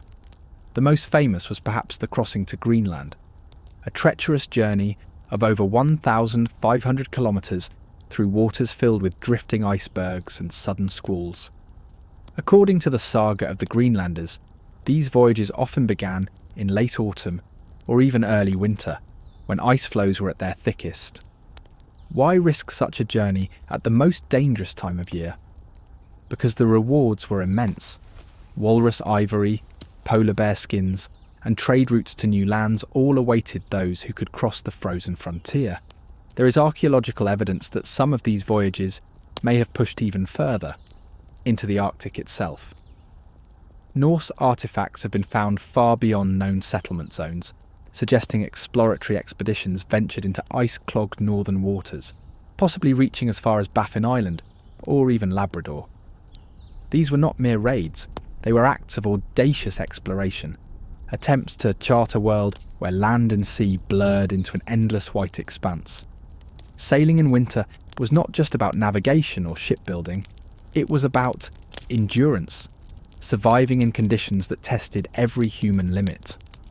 On board a winter voyage, the cold was constant and merciless. Crews wrapped themselves in multiple layers of wool and fur, but frost still clung to their beards and froze their breath into ice on the deck. Water barrels turned solid overnight. Meals were reduced to dried fish and hard bread, softened over the ship's tiny iron hearth. Sleeping quarters were cramped and freezing, often nothing more than a fur cloak thrown over a straw mat near the stern. Frostbite was a constant danger. Crews carried animal fat to rub into exposed skin and treated frozen fingers with warm water and wool wrappings. Hypothermia, a silent, creeping killer, was countered with constant movement, frequent watch rotations, and communal body heat when necessary. These were brutal conditions, but the Norse accepted them as part of the journey. Suffering was not a deterrent, it was the price of progress. The frozen seas were not just highways for trade and exploration, they were also stages for war. Some of the most unexpected Viking raids came by sea in the dead of winter. Coastal settlements that believed themselves safe when the harbours froze were suddenly attacked by ships that had sailed through ice or been dragged across frozen inlets. Chronicles from Anglo-Saxon England describe winter raids that bypassed coastal defences entirely, using sea ice to land troops behind fortified positions. The Norse also used the ice itself as a weapon. Frozen bays trapped enemy ships, turning them into sitting targets. Icebound harbours could be crossed on foot, bypassing naval defences. In one account from the Annals of St. Bertan, Frankish ships blockading a Viking fleet became trapped in winter ice, only for the Norse to cross the frozen water, burn the ships and vanish into the night. For the Vikings, the frozen sea was never an obstacle. It was an invitation. It was a test of will, a challenge from the gods, a doorway to worlds few had ever seen. They learned to ride its waves, cut through its ice, and read its moods like scripture. They turned frozen fjords into bridges, winter storms into cover, and ice-choked oceans into pathways to glory. And in doing so, they achieved what no other people of their age dared attempt. They conquered the sea, not just in summer's calm, but in winter's fury. They made the impossible possible, and they did it again and again. Next, we'll turn inward, from the frozen seas to the frozen soul. What did months of darkness do to the Viking mind? How did their mythology, rituals, and spirituality evolve to survive the endless night? The answers reveal one of the most profound secrets of Viking resilience. The cold was a killer, but the darkness was worse. It was not the snow or the ice that broke men first. It was the weight of the endless night. Days when the sun never rose above the horizon. Weeks when the sky remained the same shade of iron grey.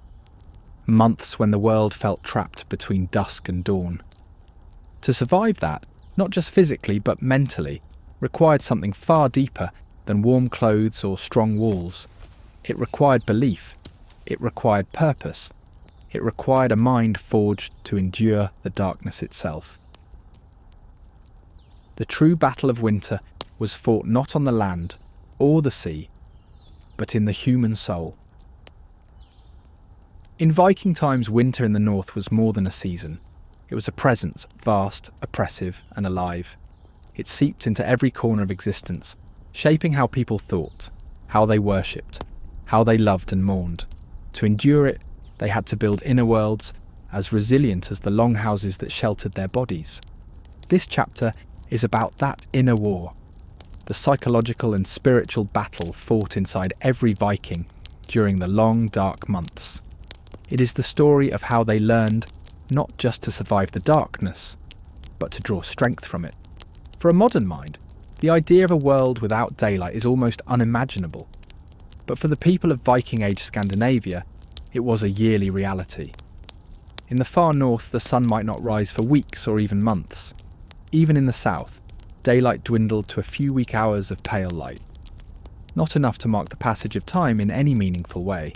The psychological toll was immense.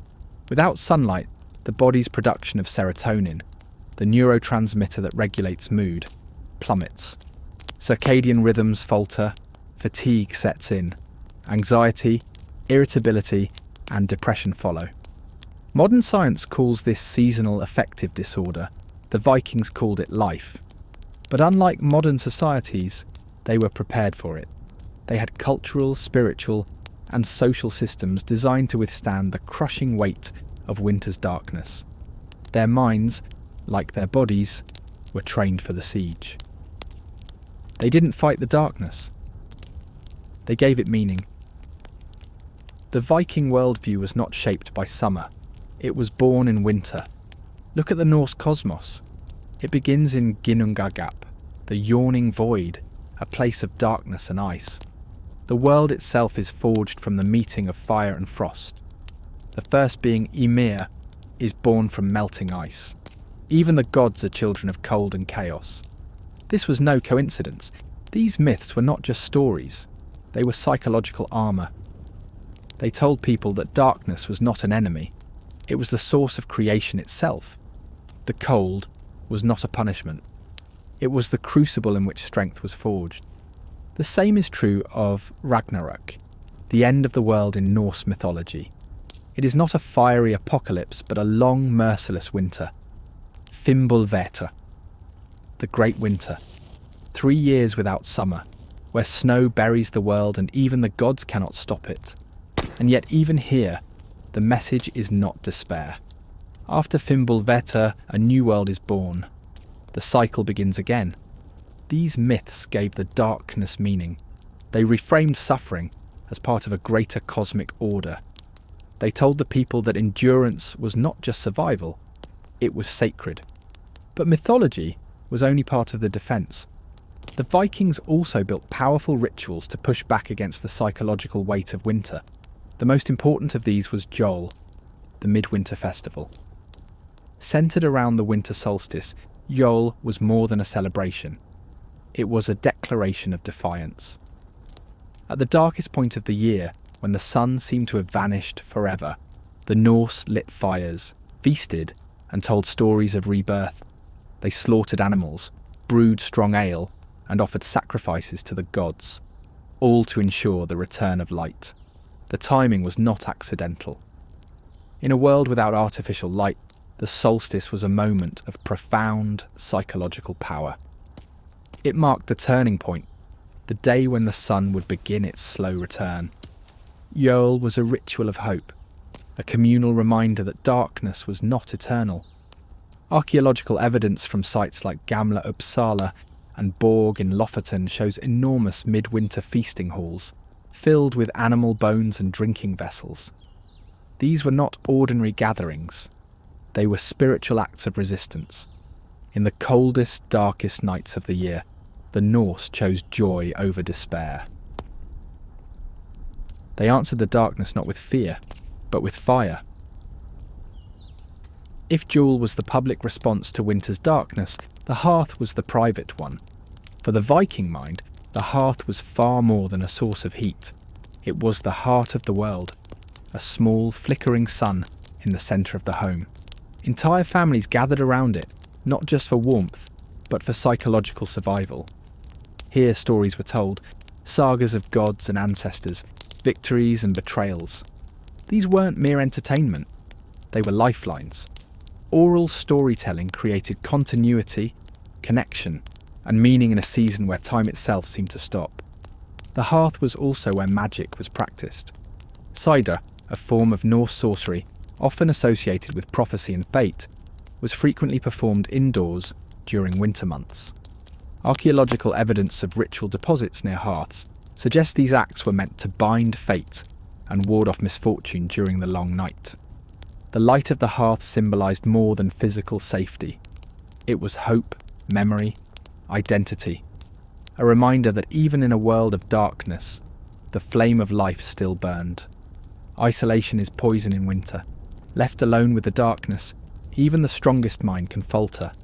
The Vikings understood this instinctively, and their society was built around communal survival. Winter life was intensely social. Families, extended kin, and even unrelated households often lived together under one roof. Shared meals, shared tasks, shared stories. These were not just practical necessities, they were psychological lifelines.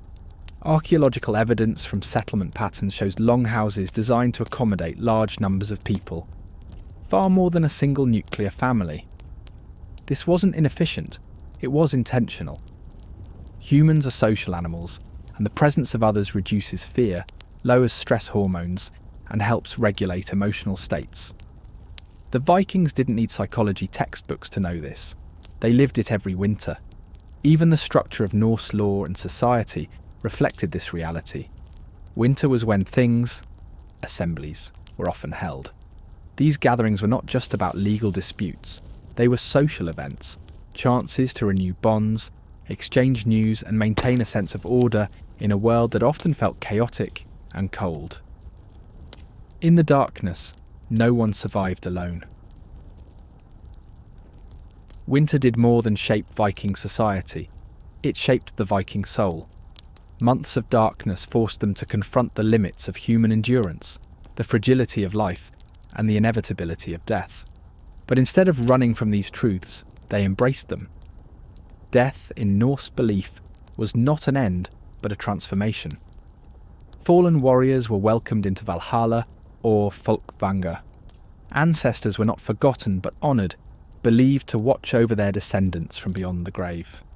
Winter, with its stark reminders of mortality, became a season of remembrance and connection with the dead. Some scholars believe this confrontation with mortality explains the Viking attitude toward risk, their willingness to sail into unknown seas, raid distant lands, and face impossible odds. A culture that stared into the darkness every year learned not to fear it. It learned to walk toward it. This attitude permeated even their language. Old Norse is rich with words for endurance. Threk, fortitude; huga, courage of spirit; odr, frenzy; passion, life force. These were not abstract virtues, they were survival tools, honed in the crucible of winter. The Vikings did not conquer winter simply by building stronger houses or wearing warmer clothes. They conquered it by mastering their minds. They gave darkness meaning through myth. They turned despair into ritual. They built social structures that turned isolation into community. And they forged a worldview that saw suffering not as punishment, but as proof of strength. In the endless night of the North, they learned one of humanity's oldest lessons, that survival is not just about enduring the world outside, but about mastering the world within. And in doing so, they created a culture that could face anything, even the darkness itself. Next, we'll look beyond survival to legacy. How did centuries of battling winter shape Viking expansion, settlement, and influence across Europe? And why does their winter wisdom still echo in the Scandinavian world today? The snow does not simply fall in the north. It commands. It bends the will of the living and shapes the destiny of entire peoples. And for the Vikings, that relentless cold was more than just a background condition. It was a teacher, a forge, and a filter. Every aspect of Norse society, from its ships to its sagas, its gods to its governments, was carved by centuries spent defying a winter that killed the weak and rewarded only the cunning, the united, and the unbreakable.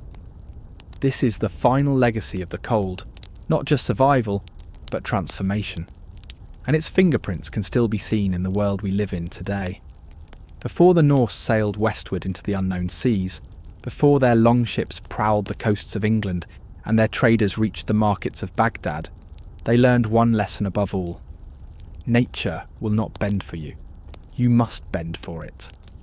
In a land where frost could seize the earth for half the year, this was not a philosophy. It was a law. Generations of endurance against sub-zero winters sculpted a worldview that prized resilience over comfort, preparation over impulse, and patience over haste. Life was not measured by how quickly you could seize wealth or glory, but by whether you had the foresight to survive the next blizzard, the next lean season, the next year when the sea ice refused to break until late spring. This mindset manifested in their myths as much as their daily lives. Consider Fimbulwinter, the great winter prophesied in Norse mythology. A relentless 3-year freeze with no summers in between, heralding Ragnarök. To the Norse, the end of the world itself was imagined not as fire or flood, but as cold, an elemental force so absolute that even the gods themselves would struggle against it. This wasn't just apocalyptic poetry, it reflected a psychological truth. The Norse feared little from men, but they respected the cold, and that respect, learned in their bones from birth, gave them an edge over every person they encountered. The Norse did not leave Scandinavia because they were restless adventurers seeking glory. At least not at first. They left because winter left them no choice. For centuries the population grew while the arable land remained scarce. The long winters meant shorter growing seasons, and even the most resourceful farmers could only produce so much grain before frost returned. Overpopulation, hunger, and limited resources created a pressure that demanded release.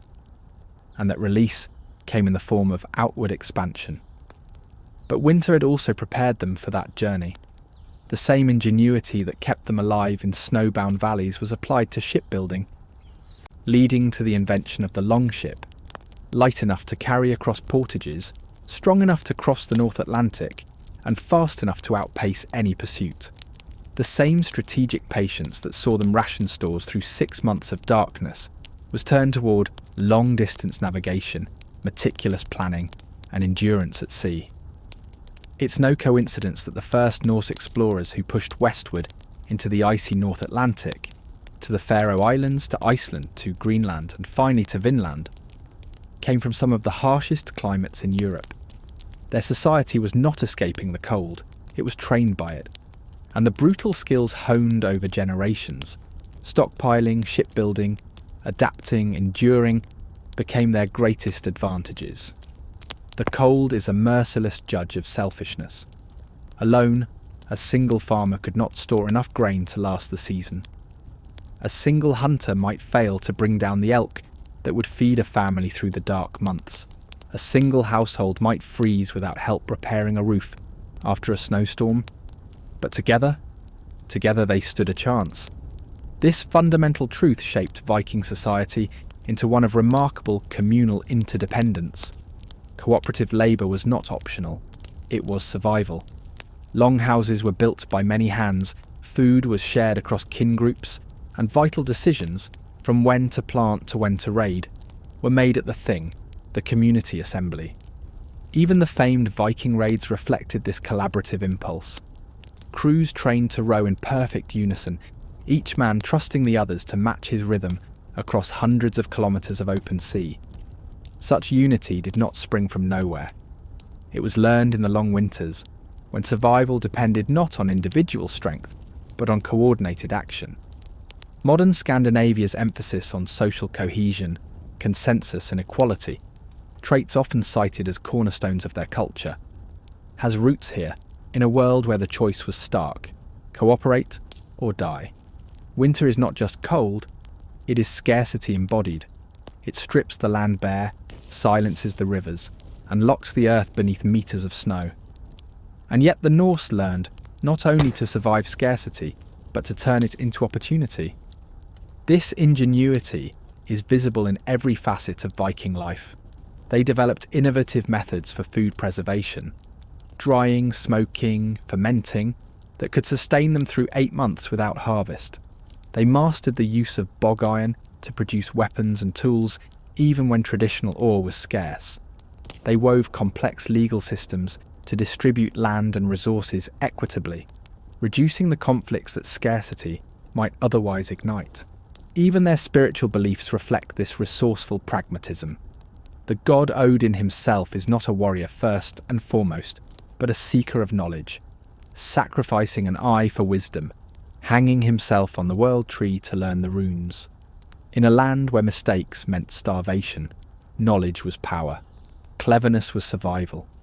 The legacy of the cold did not end with the Viking Age. It continues to shape the societies that grew from its frost-bitten roots. Consider the Scandinavian concept of lagom, not too much, not too little, but just enough. This philosophy of balance, moderation and sustainability is a direct descendant of centuries spent calculating how much food to store, how much wood to cut, how much labour to save for spring. Or look at the cultural phenomenon of hygge, the creation of warmth, comfort and intimacy in the heart of winter. What began as a survival mechanism, huddling together around the hearth, layering wool and fur against the cold, evolved into a deeply ingrained social practice that remains central to Nordic identity. Even Scandinavia's modern reputation for innovation and design has roots in the ingenuity demanded by winter. From architecture built to trap and preserve heat, to infrastructure designed for snow and ice, the same creative problem-solving that once kept a family alive in a longhouse now drives some of the world's most advanced societies. The cold as a teacher, not an enemy. Pause for a moment and consider this. The very conditions that should have broken a people instead built them. The cold did not simply shape Viking history, it forged it. It taught lessons of cooperation, foresight, resilience and ingenuity so deeply that they still define Northern Europe more than 1,000 years later. When we marvel at the Vikings' courage on storm-lashed seas, their craftsmanship, their legal systems, their literature, we are, in a very real sense, seeing winter's fingerprints on human history. If there is one message that echoes through the sagas, the archaeology, and the living cultures of the North, it is this: survival is never just about endurance. It is about adaptation, about transforming hardship into strength. The Vikings did not survive the coldest winters in history by fighting against them. They survived by listening to the cold, by learning its rhythms, anticipating its blows, and bending their society to meet its demands.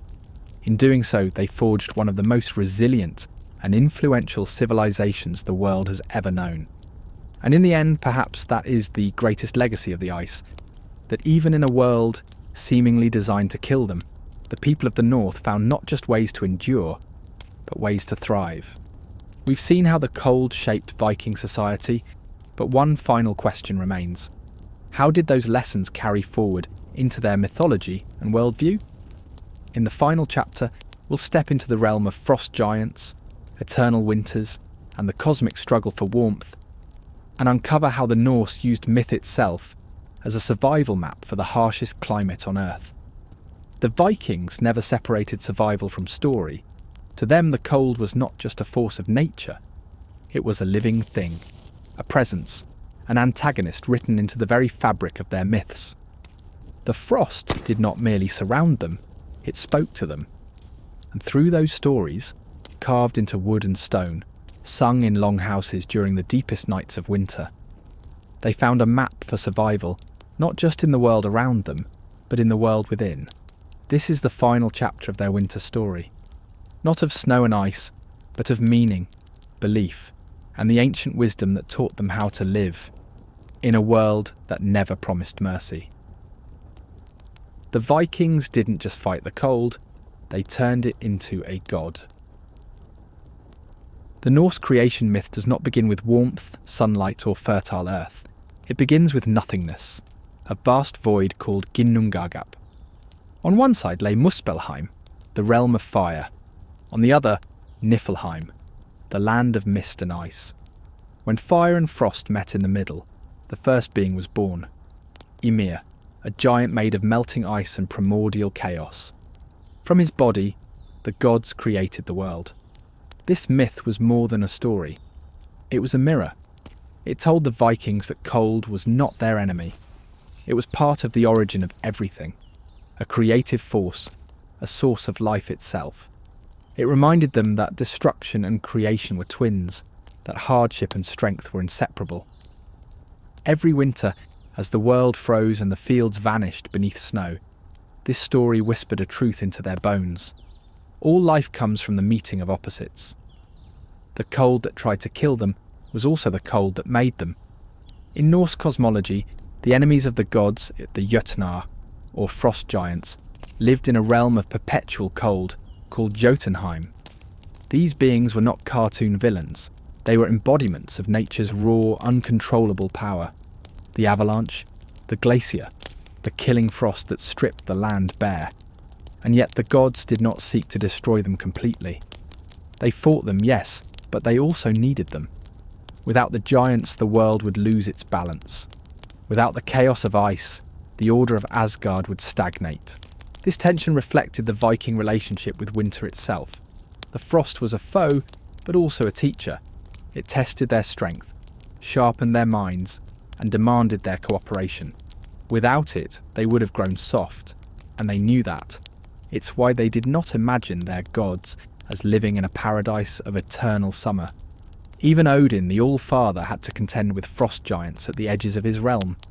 Even Thor, the thunder god, spent much of his time battling the forces of winter, and often losing ground. The message was clear: even the divine must struggle against the cold. In their myths, the frost was not evil. It was necessary. In the prophecy of Ragnarök, the end of the world, the first sign is not fire or plague or war. It is winter. 3 winters will follow one another with no summers in between. Snow will fall from all directions. The sun will vanish. The wind will bite so deep that even the bravest warriors will weep. This is Fimbulwinter, the great winter. It is a test, not a punishment. The weak will perish. The strong will endure. And in the ashes of that endless cold, a new world will rise, green, fertile, and reborn. This prophecy was more than an apocalyptic tale. It was a lesson in resilience disguised as myth. It told the Vikings that the coldest winters were not signs of doom, but precursors to renewal. That survival was not just about clinging to life. It was about preparing for what comes after. It's no coincidence that the Norse often measured time and fate itself by the cycles of winter. Every brutal season was a small Fimbulwinter, a rehearsal for the end. And every spring that followed was proof that endurance was worth the suffering. If Fimbulwinter taught the Vikings that winter was part of a larger cycle, Yule, the Yule festival, helped them live that truth in the present.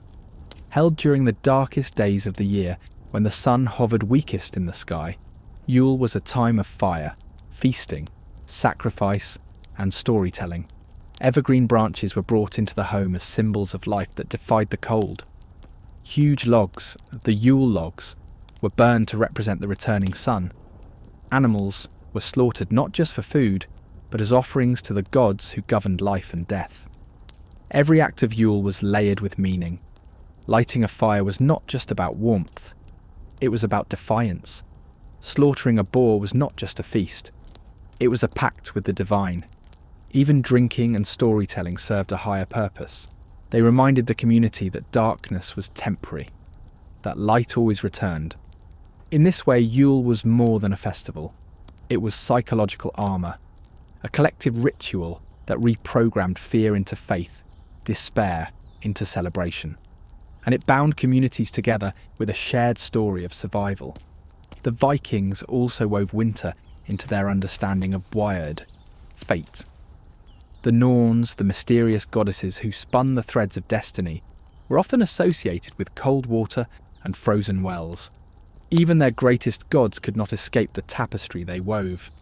This fatalism was not hopelessness, it was acceptance. The understanding that some things could not be changed, only prepared for. The coming of winter was inevitable. The shortening of the days could not be stopped. The only choice was how one met them, with despair or with dignity. This worldview made the Vikings extraordinarily resilient. When crops failed, when blizzards swept the land, when voyages ended in shipwreck, they did not see themselves as victims. They saw themselves as participants in a story far larger than themselves, a story in which suffering had purpose and endurance had meaning. To them, the cold was fate, and fate was not to be feared. There is a paradox at the heart of Norse belief. In a world defined by frost, the greatest virtue was not coldness, but fire. Not literal fire, though that was of course essential, but inner fire. Huger, they called it. The courage, willpower, and fierce determination that allowed a person to face hardship without breaking. It was the spark that made a man rise when he wanted to lie down, that made a woman fight for her children when the stores ran empty, that made a community light a bonfire in the darkest night and sing as the wind howled outside. This inner fire was the most sacred thing a Viking could possess. It was what the gods rewarded and the sagas celebrated. It was what separated the forgotten from the remembered. And it was, ultimately, the reason their civilization thrived where others would have withered and vanished. In the end, the Vikings did not see winter as an enemy to be conquered. They saw it as a teacher, harsh, unrelenting, but wise. It taught them humility before nature's power. It taught them patience in the face of inevitability.